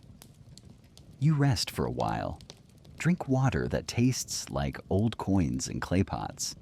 Let the shade drape over you like a soft verdict. The villagers ask no questions. They know better. Or maybe they just know there's no answer that fits easily in the mouth. After some time, you return to the edge of the field. Cerberus rises. 3 heads, 6 eyes, 1 purpose. And yet, he doesn't look ready to keep going. He looks like he's waiting for you to decide what happens next. Which is new. You've never been asked to lead after the quest ends. Only before. Only during. But now. Now you have to figure out what it means to be Heracles after hell. You walk west. Why? No reason. Maybe you're just following the sun. Maybe because west always feels like closure. Cerberus follows. Birds keep their distance. So does most wildlife. You don't blame them. After a time, you reach a plateau, high and wind-battered, overlooking the world as if Olympus itself left a footprint here. You sit. Cerberus lies down beside you, pressing into the earth like gravity owes him an apology. And that's when you feel it. The other thing. The thing that came with you. It's not visible, not vocal, but it's near. Inside. Beside? You're not sure, but you know it followed you through the gate. Not Cerberus, not death. A presence, a knowing. It settles around you like dusk. And for the first time, you understand what it really means to walk away from the underworld with something alive. You didn't just drag up a beast. You dragged up yourself. The version that was buried. The part of you you left behind when the labors started. When the blood dried. When the myths began painting over your face with symbols and strength and spectacle. That self has been following you, waiting for the right moment. Now it sits beside you, quiet, barefoot, eyes full of questions. It doesn't ask who you are. It already knows. And it doesn't demand anything. It just waits. Cerberus watches both of you, not with suspicion, with respect, as if he knows the final gate wasn't stone. It was you, and you opened it. Break time, choose. The sun dips lower, melting into the edge of the hills like it's trying to hide from what you've become. Cerberus stands. Not abruptly, just slowly, like a temple rising from mist. He scans the horizon with 3 expressions: curiosity, caution, and, on the third head, a lazy kind of boredom, like he's wondering when dinner might happen. You rise too, knees stiff, muscles humming with that old fatigue. The kind that only shows up after something impossible. The kind that isn't soreness, it's memory. You don't have a destination. You're not sure if this story even has one. Because something has changed, and it's not just that you brought Cerberus back from the realm of the dead. It's that you brought yourself back too. But now the question becomes, what do you do with a part of the underworld wandering around inside you? Because it didn't stay behind. You feel it at the edge of your thoughts, slippery, patient, not malevolent, but ancient. Older than Olympus, older than the labors. It's not a curse, it's a presence. You walk, and it walks with you. Not on the road, in your ribs. And still, Cerberus follows. You wonder if he's protecting you from something, or protecting something from you.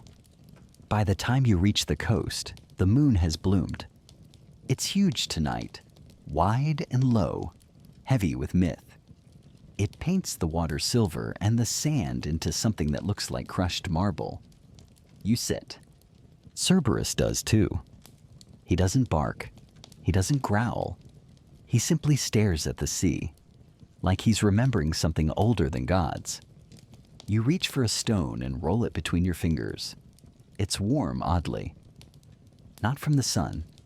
There's a warmth in your hands that wasn't there before. Like something inside you is burning. Slowly. Patiently. A few villagers in the distance catch sight of your silhouette. You see the hesitation in their steps. One points. The others shrink back. One makes a sign of protection. You can't blame them. You came out of the underworld and brought something with you. To them, that's not a victory. It's an omen. You close your eyes. Try to breathe. And that's when it happens. You see her? Not with your eyes, but somewhere behind them. A flicker, a face, long dark hair, soft expression, the warmth of a home you never quite belonged to.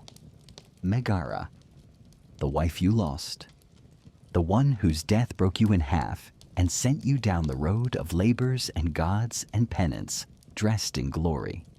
She doesn't speak, but she doesn't need to, because her face is not about forgiveness.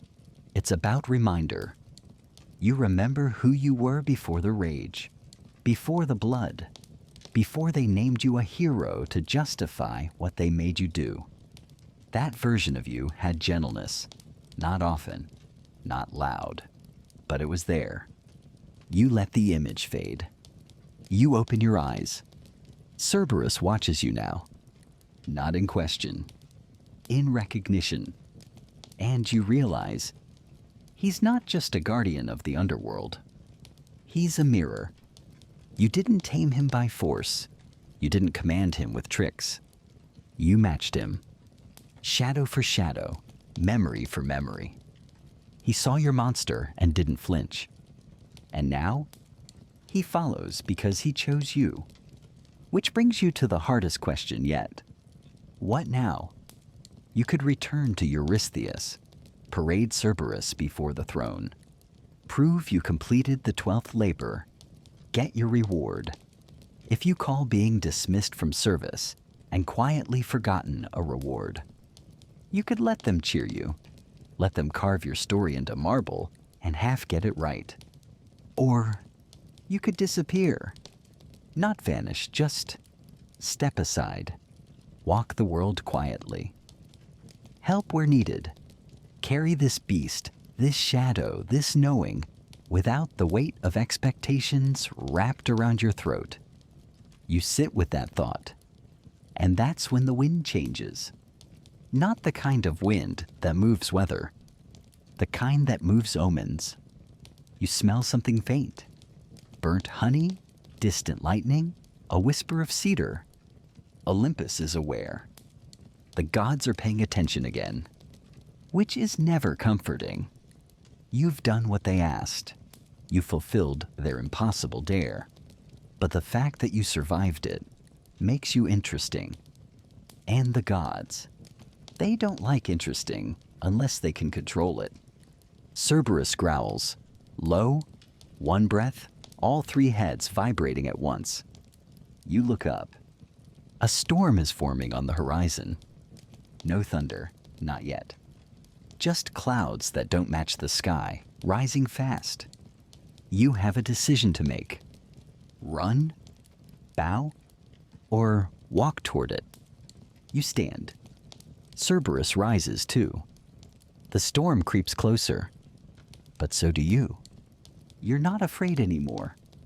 Not because it's safe, but because you've been to the bottom of the world and looked your monster in the eye. And now, you are the storm. Whatever follows you out of that gate, whatever small ancient thing now curls inside your chest like a coal waiting for breath, you'll carry it. You'll walk with it. Because maybe that's what real strength is. Not swinging a club, not winning, but walking forward, even when you know the gods are watching, even when you know something else is watching too. Binker birdie, break time t after twos. The path back to Eurystheus isn't marked on any map, but your feet find it anyway. Cerberus lopes beside you, a walking contradiction, all claws and fangs and immortal menace, and yet somehow quieter than your own thoughts. His heads move independently, but there's a strange unity to them now. They're not looking for threats. They're watching you. Judging, maybe, or waiting. The truth is, you haven't made up your mind yet. You were told to bring him back. You weren't told what to do after that. The closer you get to the city, the heavier the air feels, not in a physical way, in that metaphorical pressure drop that happens when the past starts catching up with your heels. Each step is a little louder, a little more ceremonial. You remember the last time you saw Eurystheus. He was perched on that ridiculous throne, draped in purple, looking like someone who'd read about courage in a scroll but never met it in person. You remember how he flinched when you entered the room, covered in lion blood and sand. How he pretended to laugh. How he gave you the next impossible task without even making eye contact. And now you're bringing him this. The guardian of the dead. The hound of hell. A creature born of shadow and judgment, on a leash made of silence and stubborn will. It's almost funny. Eurystheus wanted you broken. He wanted you bent so low with divine tasks that you disappeared into them. Instead, you came back with the one thing even Olympus won't mess with. You cross the final ridge just as the sun begins to rise. The gates of the city glint with that early morning sheen, golden iron catching light like guilt catches breath. The guards see you, their spears lower, then rise again on slow, confused. Cerberus growls once, and they part. No one stops you. No one can. You stride through the city like a memory returning to haunt someone who thought they'd buried it. People back away. Whispers follow like shadows. Is that him? Is it true? I thought he died after the seventh one. But none of them approach. Not yet. You reach the palace steps. The doors open. And there he is. Eurystheus. Looking older than you remember. Smaller. Like a child wearing his father's armor. He opens his mouth to speak. Something rehearsed, probably. Some speech about loyalty, or greatness, or obligation. You raise a hand. Not to threaten. Just to stop the nonsense. Cerberus takes one step forward. All three heads stare. And Eurystheus goes pale. Not out of fear of the beast. Out of fear of what it means that you survived it.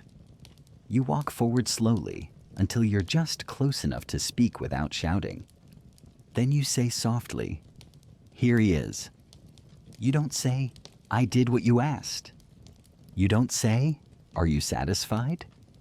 You just offer the hound of hell like it's a reflection. And wait. Eurystheus gulps, then stammers something incoherent. He gestures for his men to take Cerberus. You don't move. Cerberus doesn't either. You raise your voice only enough to be heard. He doesn't go unless I say so. The room stiffens. Even the shadows seem to lean in. And in that moment, you realize this is the last time you'll do what you're told. Not because the labors are over. Because you're done pretending the labors define you. Cerberus growls low. You rest your hand on his flank. Then gently, you turn him away. Back down the stairs. Back into the world. You don't have to stay. You don't have to explain. You've done what no one else could do. And you came back changed. Not just stronger. More whole. More you. The street's clear for your exit. This time, not out of fear. Out of reverence. The kind that doesn't need statues or scrolls or bards. The kind that says, he went into death and came back wiser. You walk until the city fades behind you. Until the air smells like pine again. Until the sky is wide enough to breathe in fully. Cerberus stops beside a stream and drinks. You sit under a tree, lean back, close your eyes. And in the silence that follows, you realize something wild. You're at peace. Not the forever kind, not the easy kind, but the kind that says, I faced the worst in myself and didn't flinch. The underworld didn't change you. It revealed you. And what it revealed was someone worth walking back. Break time twos. Now breathe. Let the weight fall off your shoulders just for a while. You don't need to wrestle any hounds tonight. You don't need to open any gates. You don't even need to decide what comes next. That can wait. Right now, the world is still, and you are safe. The air is warm, the fire is low, and the silence is the kind that wraps around you like a soft wool cloak. Not the eerie kind, but the gentle one. The kind that says you're not in danger anymore. There's no judgment here. Not from the gods, not from the dead, not even from yourself. Just breath, just stillness, and the slow, quiet understanding that you've come through something enormous, and you're still standing. Maybe a little bent, maybe carrying a shadow you didn't have before, but standing all the same. You hear the wind through the branches. You smell the dust, the old leaves, the promise of dawn somewhere far off. And your body softens. Finally. Because whatever chased you through the underworld, guilt, loss, duty, it's not chasing now. It's sitting beside you, like Cerberus. Tamed, not by force, but by the choice to walk with it. So let that part of you breathe too. Let it rest. The gates are closed now. The world and you've earned sleep. Slow. Let the night settle around you. Let the story end, not with a bang, but with peace.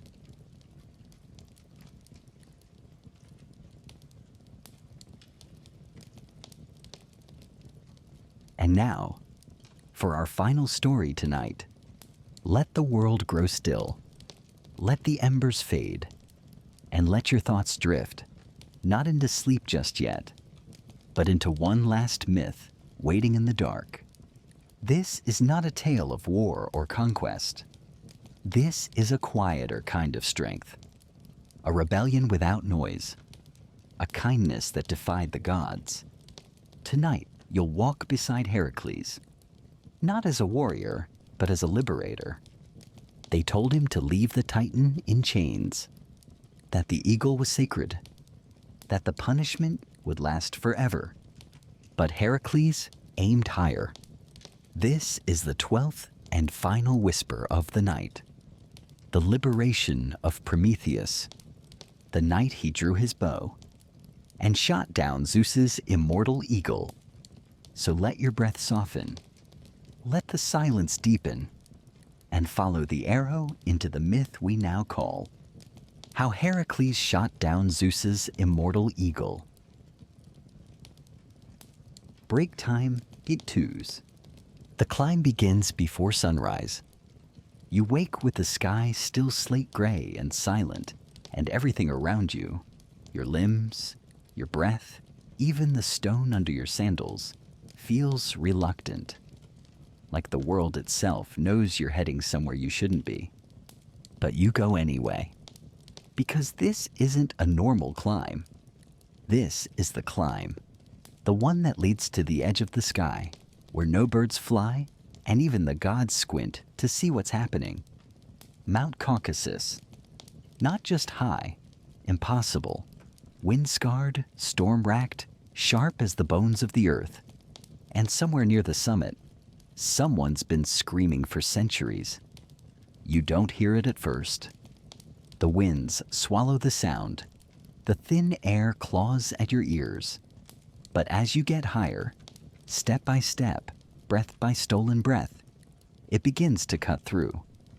Faint at first, then steady, then sharp. A scream, one voice, endless. It doesn't waver, doesn't plead. It just hurts, over and over, like someone cursing the sun with their last bit of strength. You know who it is. Of course you do. Prometheus, the titan who stole fire from the gods and gave it to humans, not for power, not for worship, but for warmth, for light, for progress. And for that, Zeus chained him to a rock. Not just any rock, this one, the tallest peak the world has, as if the higher he suffers, the closer Olympus gets to watching. You crest the final ridge just before the light turns gold. The wind here is brutal, not wind anymore, more like breath exhaling from the lungs of the mountain itself. It doesn't blow, it presses. And there he is, Prometheus, chained, stretched across the face of the cliff like a broken sundial, his skin cracked, muscles trembling, and his eyes wide open. He sees you immediately, not surprised, just tired, as if your arrival was already written into the rock beside him, and he's been waiting for you to catch up to your fate. You don't speak yet, not because you're afraid, but because what do you say to someone who's been screaming for 3,000 years? So you just watch, and that's when the air shifts. No sound, no warning, just a change. The wind dies, the shadows freeze, and the clouds above you, all soft and cottony a moment ago, part like someone peeled back the lid of the world. Then you hear it, a cry, but not human, not God. It's older, and it's coming from above. You look up, and you see it. The eagle, not a bird, not really. Not feathers and beak and instinct. This is something built for punishment, for ritual, for repetition. It's enormous. Wings longer than ships, talons like spears. Its eyes are gold, but dull. Not dead, just disinterested. Like it's done this before and doesn't expect anything different. It doesn't circle. It descends. Straight down, fast. Prometheus doesn't flinch. Neither do you. And when the eagle lands, silent, controlled, precise, it moves directly toward the titan's chest. You step forward, not to interfere, not yet. Just close enough to see clearly. You've heard the stories, of course. The eagle comes every day. tears out Prometheus's liver, leaves. The liver grows back, and the cycle continues. But watching it, seeing the slow, methodical way the eagle leans in, it's different than you imagined. There's no rage, no ceremony, just duty. The eagle isn't cruel. It's necessary, at least according to Zeus. It opens its beak, and Prometheus finally speaks. Not in fear, not even in pain. Just one word. Don't. You freeze. The eagle's shadow looms over both of you now, and you feel it like a second skin. Prometheus breathes hard, once, twice, and then through clenched teeth. This isn't the day. You want to ask, what do you mean? But the eagle's talons are already moving. You watch. Helpless? No. Patient. Because you came here with a weapon. Tucked beneath your cloak, next to your ribs, is an arrow. But not just any arrow. The arrow. Forged from the wood of the tree of guilt, tipped with celestial bronze, whispered over by Hera herself, though whether that was a blessing or a warning, you've never quite figured out. This arrow isn't for monsters, it's for gods. And the eagle isn't just a bird. It's a message, a symbol, a constant feathered reminder that Zeus does not forgive. But you weren't built to obey. You were built to act. Still, you don't move yet. Because something in you says, wait. Not out of fear, out of respect. For Prometheus, for what this moment means. You watch the eagle do its work. Efficient, awful, beautiful. In that way, terrible things sometimes are. Prometheus endures it. Doesn't scream this time. Not for your benefit. Just not today. And when the eagle finishes, when it lifts off with that lazy flap of enormous wings and disappears back into the clouds, you remain still. Only then does Prometheus look at you. Bleeding, shaking, smiling. Now, he says, and you know what he means. Break time. Twos. The air doesn't return to normal. Not exactly. After the eagle leaves, the wind starts again. Yes. But it feels different. Like it's trying to pretend nothing happened. As if the sky is brushing dust back under the rug. But you felt it. That silence before it landed. The way the light bent around its wings. How the mountain itself seemed to pause mid-breath. That eagle wasn't just big. It was immortal. Not in the boring sense. Not just can't die. No. This creature is something more precise. More permanent. It's a punishment given feathers. A sentence that enforces itself. It wasn't created. It happened. A thing Zeus made not from matter, but from anger held long enough to gain mass. You sit down on a cold rock near Prometheus's feet, and for a long while, neither of you says anything. Which is impressive, given the whole open wound where your liver should be situation he's currently navigating. But then finally he breaks the silence. That was the 3,972nd time, he says. His voice is like dry leaves over gravel. You blink. You're keeping count? He smiles, and it's a strange kind of smile. Not bitter, not proud, just inevitable. Numbers help the mind survive what the soul shouldn't have to. You're not sure what that means, but it sounds appropriately tighteny, so you nod. The wound is already beginning to heal. Slowly. Flesh bubbling back together like wax under heat. You try not to stare. Prometheus notices anyway. It'll be whole again in an hour, he says. just in time for the sky to forget what happened. You glance upward. It's so clear, so blue, like nothing ever bled beneath it. Why doesn't he kill you, you ask? Zeus, that is, the god who gave you orders, the king of Olympus who still thinks thunder is a conversation. Prometheus exhales, slow and steady, because death would be closure, and closure is mercy. You sit with that for a bit. It makes too much sense. You weren't sent here to kill the eagle. Not really. You were sent here to prove that you wouldn't. To show the gods that you're obedient, predictable, another sharp muscle in their toolbox. But then why now? Why bring the arrow at all? Prometheus seems to read your mind. His eyes, bright and heavy with centuries, lock onto yours. Did they tell you the eagle was divine? He asks. You nod. They didn't lie, he says. But they didn't tell you the rest. You wait. The eagle, he says, wasn't just Zeus's punishment for me. It was his gift to himself. A creature built to erase regret. The more it eats, the less he remembers what it costs to rule.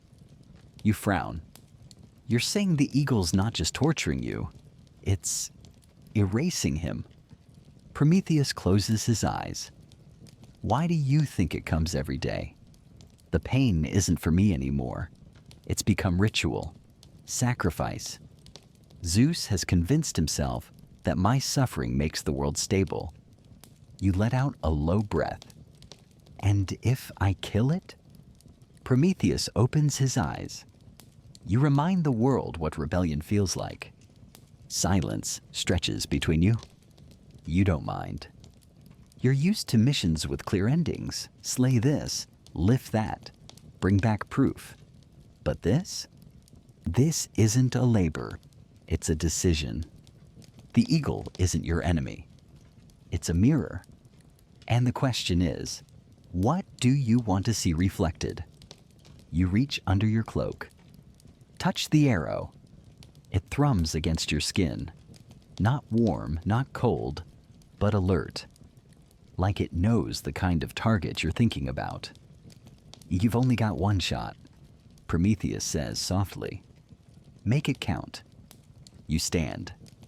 The arrow's weight feels different now.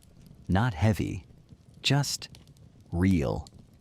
You look toward the horizon. The eagle will return tomorrow, as it always does. But tomorrow might not go the way the sky expects. You don't sleep that night. Instead, you pace the mountain ridge. The stars are brutal this high up. Too close, too sharp. You feel like you could reach up and cut your fingers on Orion's belt if you weren't careful. Cerberus would hate this place, you think absently. Too much altitude, not enough bones. You grin to yourself, briefly. Then the grin fades. Because the question isn't, can you shoot the eagle? The question is, should you? What happens when a mortal, even a semi-mortal demigod, muscle myth like you, kills something the gods thought untouchable? The arrow whispers in your hand. Not with words, but with certainty. It knows what it's for.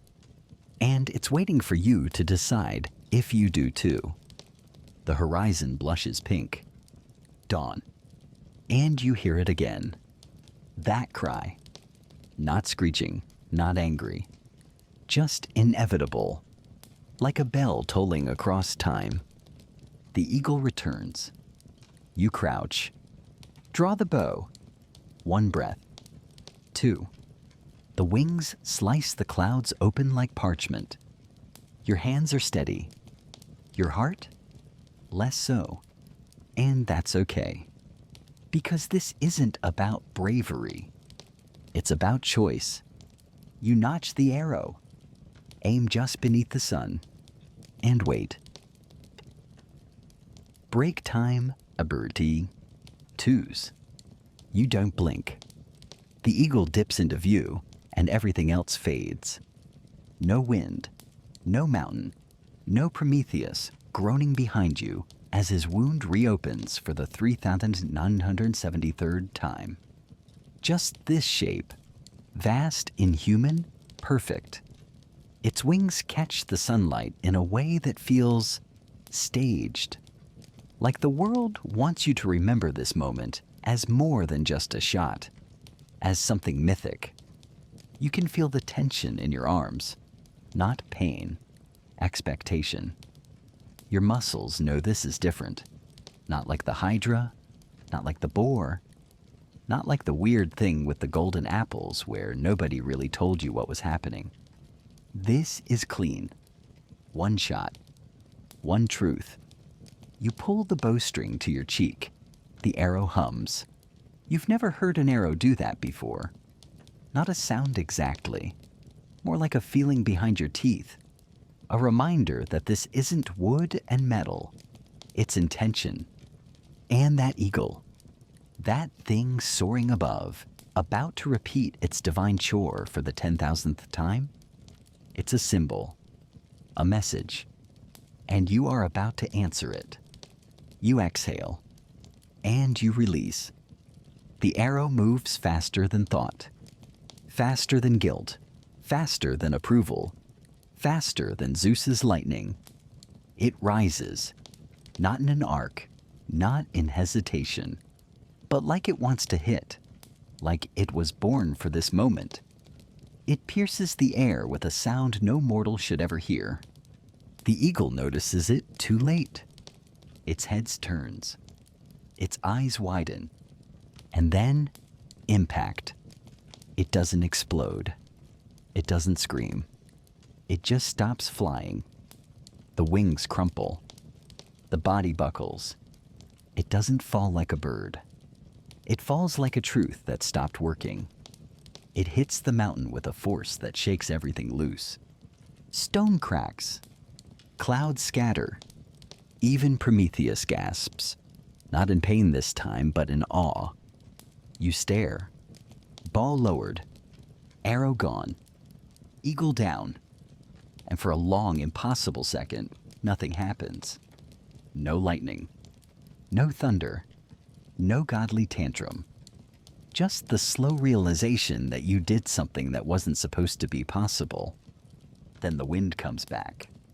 Not a gentle breeze, but a roar.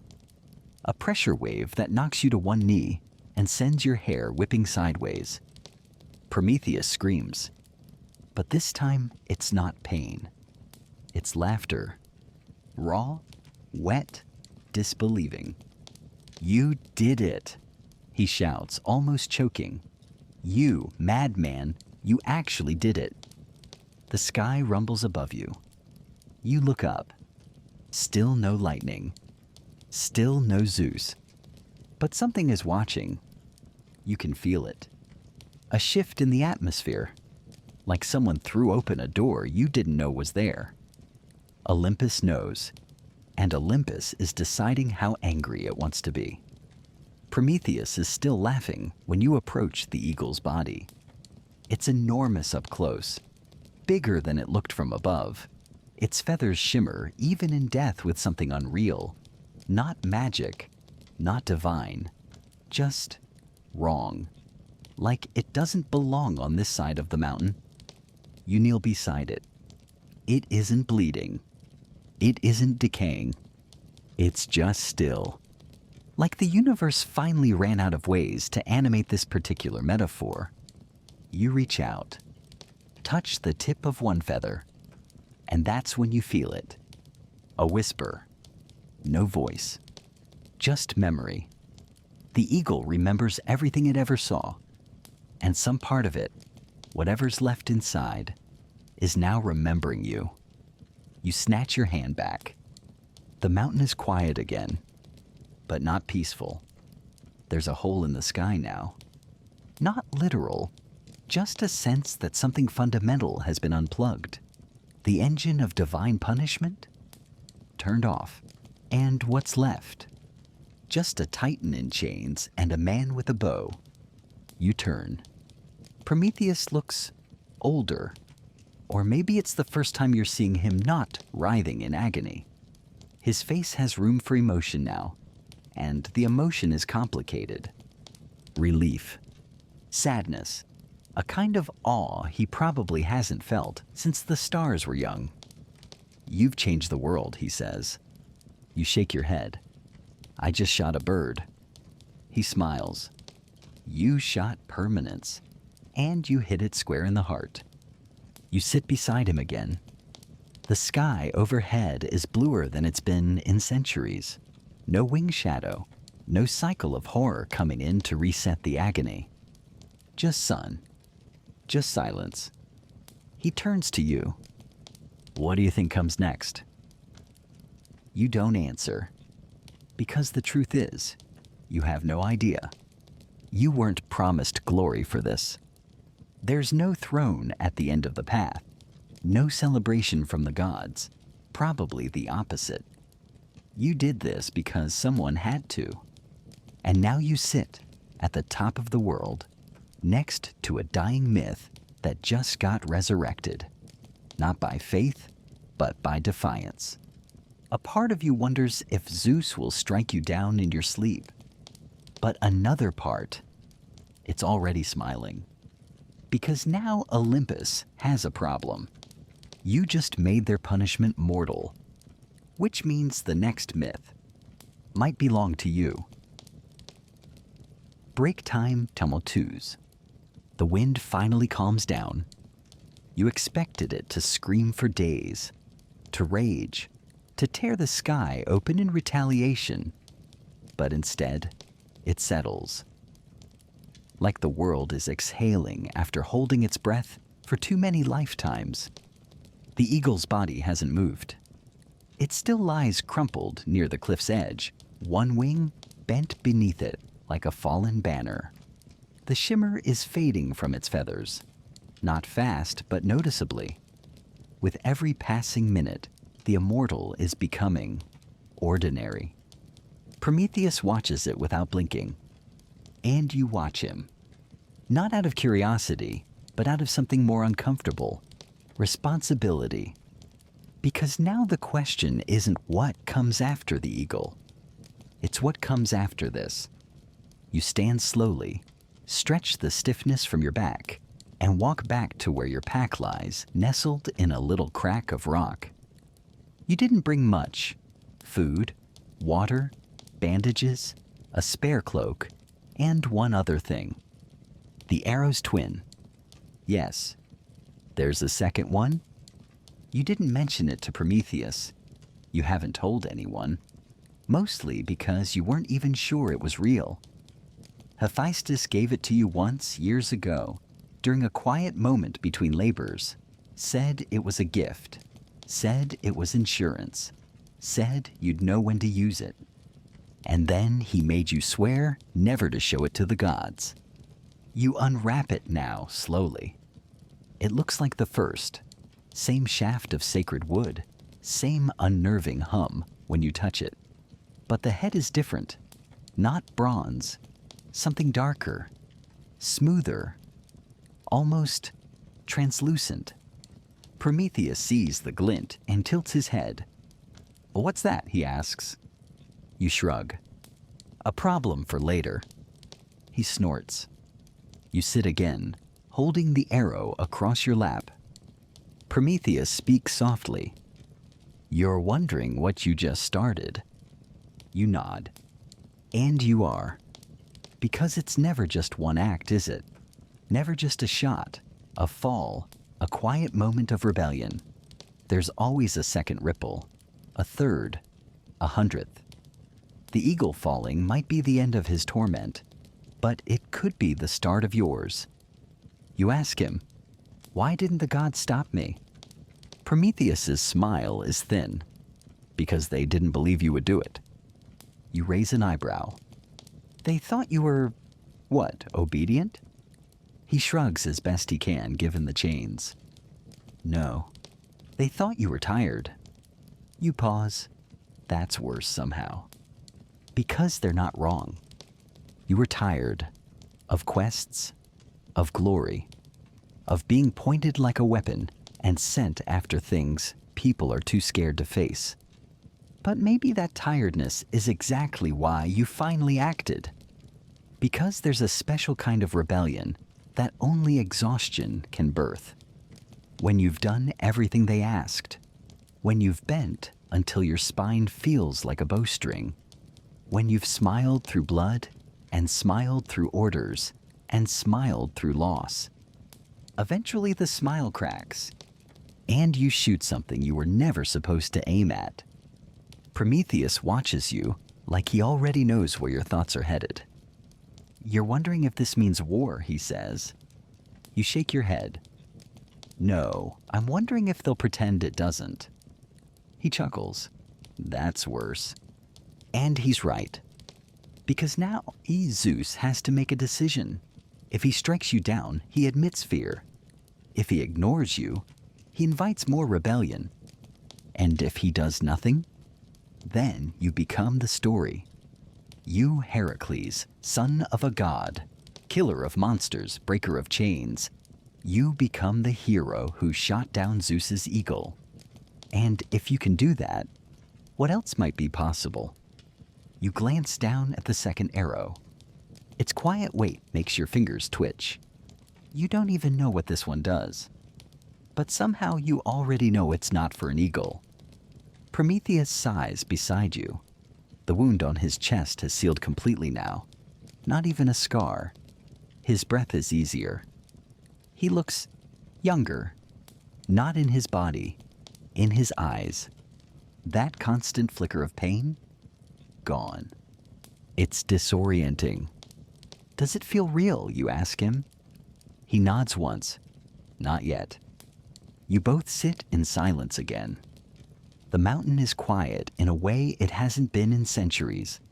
No screech overhead, no rhythmic cries, just wind, rock, the soft hum of power shifting, invisible but undeniable. You wonder if Olympus is watching. Of course they are. But you also wonder who else is. Mortals. They'll hear of this soon. Somehow, stories move faster than wings. A hunter shot down Zeus's punishment. A man climbed to the peak of suffering and said no. They won't get the details right. They never do. But the feeling? That'll survive. You wrap the second arrow again. Not for today. Maybe not for you. But you're starting to see what Hephaestus meant when he said you'd know the time. Prometheus turns to you. You should go. You blink. You're still chained. He shrugs. Not for long. You raise an eyebrow. That another metaphor? No, he says. That's your job. And you realize what he means. It's not just the eagle that held him. It was the cycle. You broke it. So now, you might as well finish what you started. Bawuden. Break time, liberties. You rise. Your legs ache, not from fatigue, but from resonance.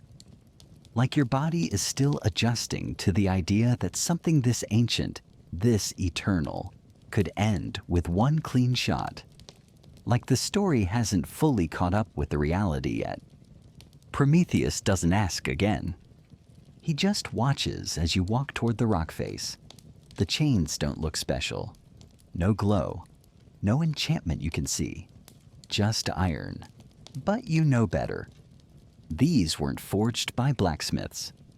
They were willed into existence. Zeus didn't need metal. He needed certainty.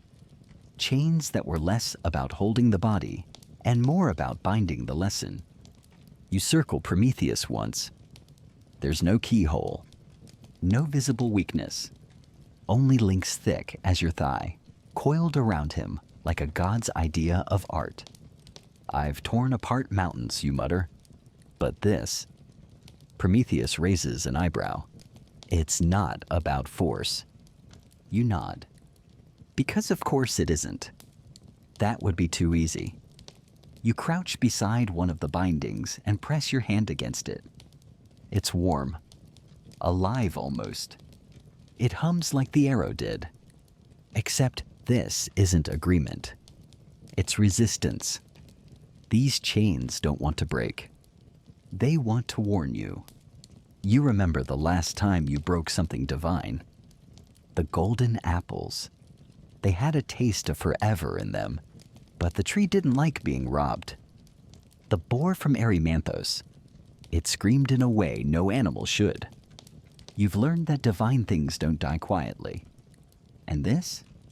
This is the loudest thing you've ever touched. Still, you dig into your pack and pull out the club. Not your usual weapon. This one's older.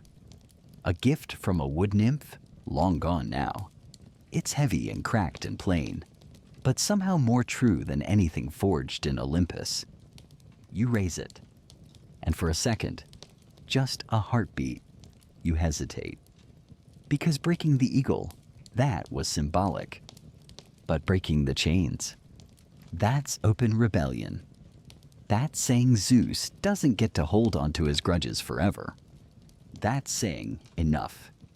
You swing, and the first strike rings through the mountain like a temple bell. Prometheus jerks in his chains, startled, and then, impossibly, he laughs. You really don't hesitate, do you? You grunt. I did. He nods. Good. You hit again. And again. The metal groans. Not from the impact, from the idea. Like it's never had to consider breaking before. But now it's remembering it's not unbreakable. It's just old. And stubborn. And afraid. You drive the club down one final time, and with a crack that sounds like a mountain changing its mind, the first shackle splits. Prometheus gasps. Not from pain. From release. The chain falls away like dead skin. The second one takes longer. It resists like it knows this is the last place it can pretend to be eternal. But eventually, it too breaks. And Prometheus sags forward. Not weak, just free. You reach out instinctively, catching him before he slumps into the rock. He's heavier than you expected. Titans are like that. More there. He straightens slowly, flexes fingers that haven't moved freely in centuries. Then he looks at you. And for the first time since you climbed the mountain, he doesn't look like a prisoner. He looks like a witness. You know what you've done, he says softly. You nod. Not arrogantly, not defiantly, just knowingly. You didn't come here to start a war, but you didn't walk away from one either. And now the gods have a choice. They can erase this moment, rewrite it, bury it, punish you into myth, or they can acknowledge it, which, honestly, might scare them more. You help Prometheus stand. He looks around the mountain like he's seeing it for the first time. I didn't think I'd ever leave, he murmurs. You don't say anything. Just offer him your spare cloak. He takes it without thanks, not out of rudeness, but because gratitude feels too small here. You begin the descent together. Step by step.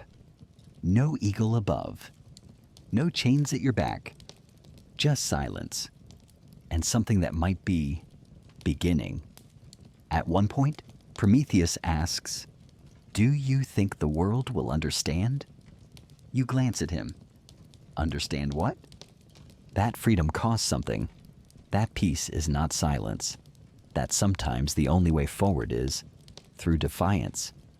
You smile. If they don't understand it now, they will when the next eagle comes. He chuckles. You think there'll be another. You shrug. Maybe not a bird, but something. There's always another symbol. He nods, and for a long time, neither of you speaks. Because it doesn't matter what comes next. Not yet. For now, you walk down the mountain beside the Titan, who gave fire to mankind. And behind you, the eagle lies still, the chains lie broken, and the sky, for once, isn't watching. It's waiting. Break time to twos. The world looks different on the way down. Not because it has changed. The forests below are still green and sweeping, the rivers still silver threads across the valley, but because you have. When you climbed this mountain, you were burdened with duty, with the expectation of gods and the weight of being Heracles, the weapon of Olympus. The hammer always swung by someone else's hand. But now you carry something much stranger. You carry choice. Prometheus walks beside you in slow, practiced silence. His steps are stiff at first, like the mountain isn't sure whether to let him go, but his movements grow looser with every turn of the trail. There's a moment, quiet, barely even noticeable, where he stretches his arms wide and inhales. Just that. Just breath. But it's the first time he's done it without pain in over 3,000 years. And that feels bigger than slaying any monster. You pause near a ridge to rest. The air is thicker here, easier to breathe. The world below is beginning to wake up. A hawk wheels overhead. The scent of pine drifts up from the trees. Prometheus sits with his back to a rock and watches the clouds roll by like he's seeing them for the first time. You think they'll come for you? He asks, without looking at you. You consider the question. The gods? Maybe. Zeus has never been great with forgiveness, especially when he's the one who wrote the rules in the first place. But strangely, that doesn't scare you. Because you're starting to realize something important. You've already died once. Not your body, but your will. Every time you bent your back and said yes to another impossible task. Every time you swallowed your doubts and let Olympus use you like a cudgel. That was a kind of death too. But today, you chose. You picked a side, not against the gods, but for something. For the right of a chained soul to see the sky again. For the quiet belief that even divine punishment has an expiration date. You don't answer Prometheus right away. Instead, you pull the second arrow from your pack and turn it over in your hands. It's silent, but it has weight. Not physical, mythic. He watches you. What is that one for? You glance at him. I don't know yet. He chuckles. Dangerous answer. You nod. Yeah, but it's honest. Prometheus goes quiet again, then asks, would you do it again? You pause. Not to think, but to feel. To scan your chest, your gut, your throat, and ask if any part of you wants to rewind this whole thing. Unshoot the arrow. Unbreak the chain. No, you say. I'd do it again. He nods like he expected that. A breeze kicks up. This one is playful, the kind that stirs your hair and smells like beginnings. Below you, the villages you once protected still sleep. They don't know what you've done. Not yet, but they will. And when they do, they'll probably argue about it. Some will say you disobeyed Zeus and put the world at risk. Others will say you freed a titan and ended an ancient cruelty. But the truth? The truth is simpler. You did the right thing. Not the easy thing. Not the safe thing. Just the right one. And if Olympus doesn't like it, well, maybe it's time Olympus learned that even the mightiest gods aren't above being questioned. Prometheus stands slowly, brushing dirt from his knees. There's a village 2 days from here, he says, hidden in the foothills. They grow olives and write bad poetry. I think I'll start there. You grin. That's your plan? Olive oil and rhymes? He shrugs. I've had 3 millennia to think about it. Turns out, freedom looks a lot like ordinary things. You nod. Then offer your hand. He shakes it without ceremony. Just two beings, one mortalish, one immortalish, acknowledging the end of something vast. You turn to go your separate ways. And for a while, the silence between you feels like an epilogue. But before you get too far, Prometheus calls out, Heracles. You glance back. He smiles. Be careful with that second arrow. You smirk. That's the plan. And with that, you descend.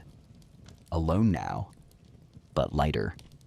You pass through pine groves and across stone bridges, your shadow long and quiet behind you. The people you pass don't know what's changed. They offer you bread and nod respectfully. No cheers, no songs, just the rhythm of life continuing, unaware that one of its cruelest cogs just stopped turning. And maybe that's how it should be. Because not all victories come with parades. Some just come with less screaming, less torment echoing off mountain peaks, and more mornings like this one, where the sun rises a little easier and the wind doesn't carry anyone's cries. Still, part of you listens, just in case. You don't hear wings. You don't hear thunder.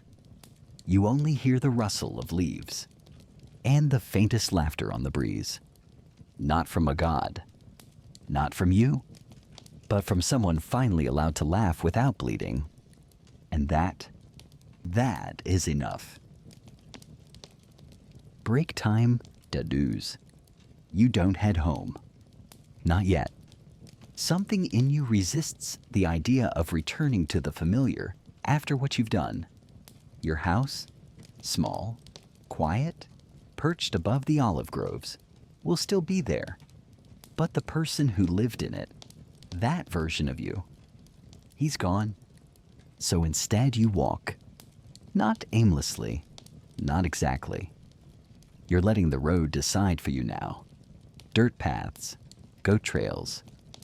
Occasionally, the remains of old Roman roads, half swallowed by moss and time. You stop in villages where no one recognizes your face, which is nice for a change. People offer you figs and ask you if you're a stonemason. You nod and say, sometimes. It's peaceful, but not quiet in your mind. Because Olympus is still silent. And that's the strangest part. No lightning bolts hurled from clouds. No booming voice accusing you of treason. Not even a passive-aggressive drought. Just nothing. It's like Zeus is waiting to see what you'll do next. Or worse, like he hasn't decided whether you're worth reacting to. That thought follows you as you make your way into a small coastal town. Nothing grand, just boats bobbing in the harbor, fish drying on wooden racks, cats napping under sun-warmed clay pots. You rent a room from an old woman who doesn't ask questions. You sit on the roof at night and watch the stars, wondering which one is meant for you, and whether it's brighter now that you're making your own choices. On the third night, you see it. A shimmer, far off, above the hills. A shape that isn't a bird, but moves like one.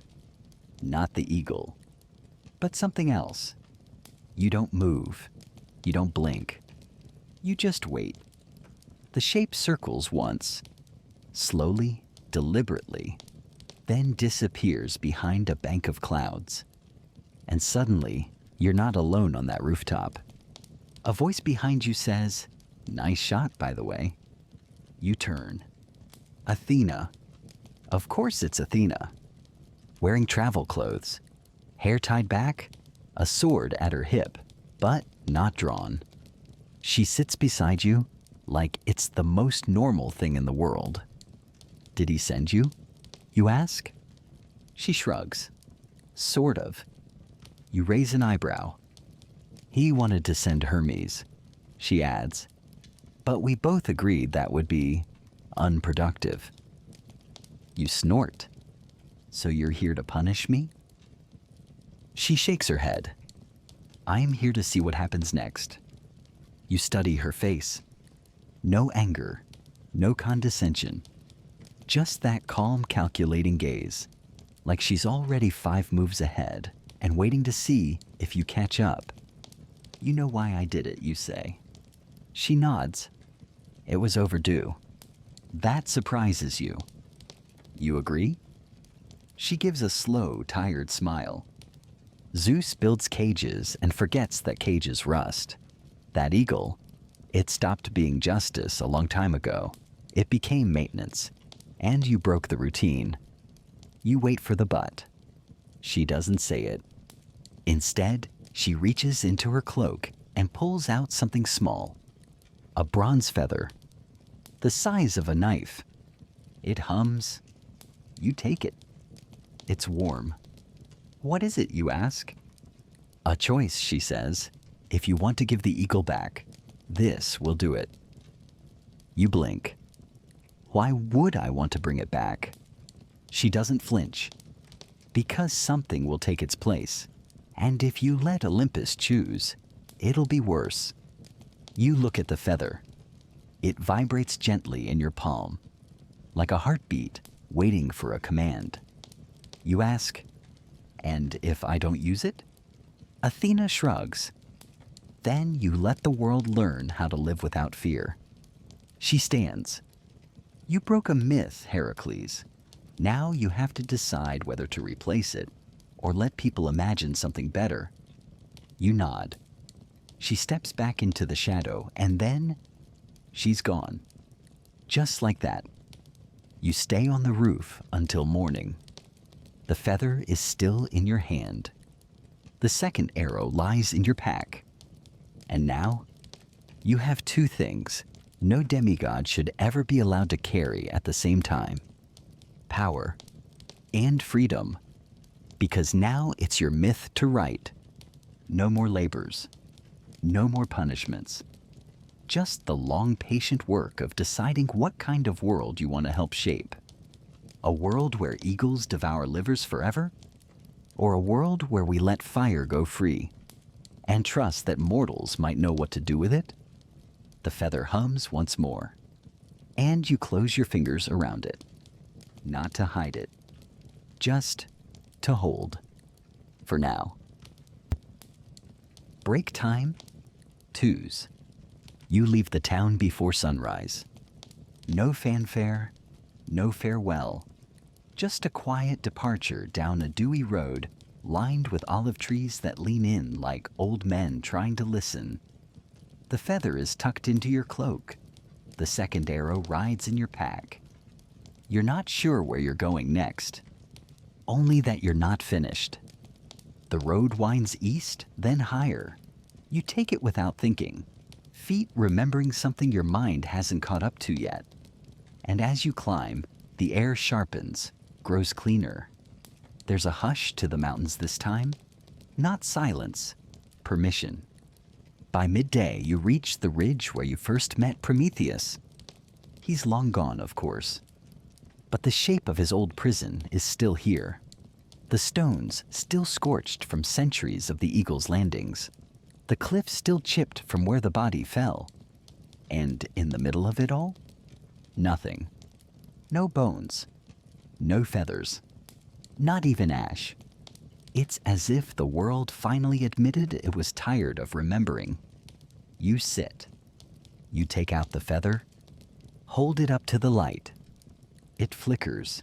Gold and red and something darker underneath. There's something about it that reminds you of choice, of risk, of Zeus. It's a seed, really. One flick of the wrist, and the eagle returns. The cycle begins again. The pain, the punishment, the message. Do not defy Olympus. But you don't flick it. Not yet. Instead, you take out the second arrow. Lay it across your lap. Then you stare at both, the arrow and the feather, and you realize something. This was never about the eagle, or even about Prometheus. It was about what comes after. Because the world watches you. Mortals, monsters, gods. They're waiting to see what you do next so they can decide what they'll believe is possible. A gust of wind picks up. It whistles across the empty sky, circling the ridge like a memory trying to find a home. You look down at the feather, then at the arrow, and you make your decision. You stand, approach the edge of the cliff, and you do something incredibly simple. You let both objects fall. The feather, the arrow, together. No dramatic pose, no shouted declaration, just a quiet letting go. The wind catches them, carries them down into the ravine, and then nothing. Not thunder, not screaming, not a bolt of rage hurled from Olympus. Just stillness. You smile, because it turns out that's what rebellion really is. Not noise, not violence, just choosing not to repeat the story you were told. You walk away, back down the trail. The mountain watches, patient and silent. And far below, in some village you'll never see, a child will hear a story tonight about the man who killed Zeus's eagle and didn't become a god. About a hero who broke the chains and didn't take the throne. About someone strong enough to walk away without needing applause. And maybe, just maybe, they'll fall asleep wondering what they might do with their own one shot. Not to become legendary, not to become immortal, but simply to be free. You keep walking, and the sun rises behind you. Tnet, break time. Twos. The mountain fades into the distance behind you, its jagged silhouette now just a soft shadow against the sky. The wind that once howled through its peaks now whispers gently across the trail, brushing against your skin like a memory that no longer hurts. The weight in your pack feels lighter, because it is. And for the first time in what feels like years, you're not walking toward a goal. You're not chasing approval, not dragging the baggage of Olympus behind you like a cartload of divine expectations. You're just moving, one step at a time, down paths that don't need names, past trees that don't care who your father is, under skies that have finally stopped watching. The people you meet along the way will never know what you did. They'll offer you bread, ask for stories, maybe recognize the strength in your shoulders or the quiet in your eyes. And you'll smile, nod, thank them. But you won't correct them, because the story isn't yours to explain.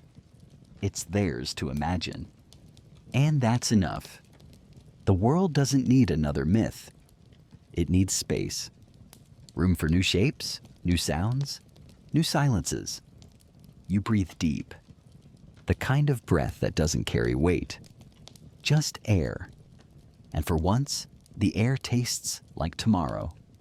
So wherever you are now, lying in bed, lights low, heart slowing, let that breath in. Let it linger. Let it carry you somewhere quieter. Where eagles don't circle.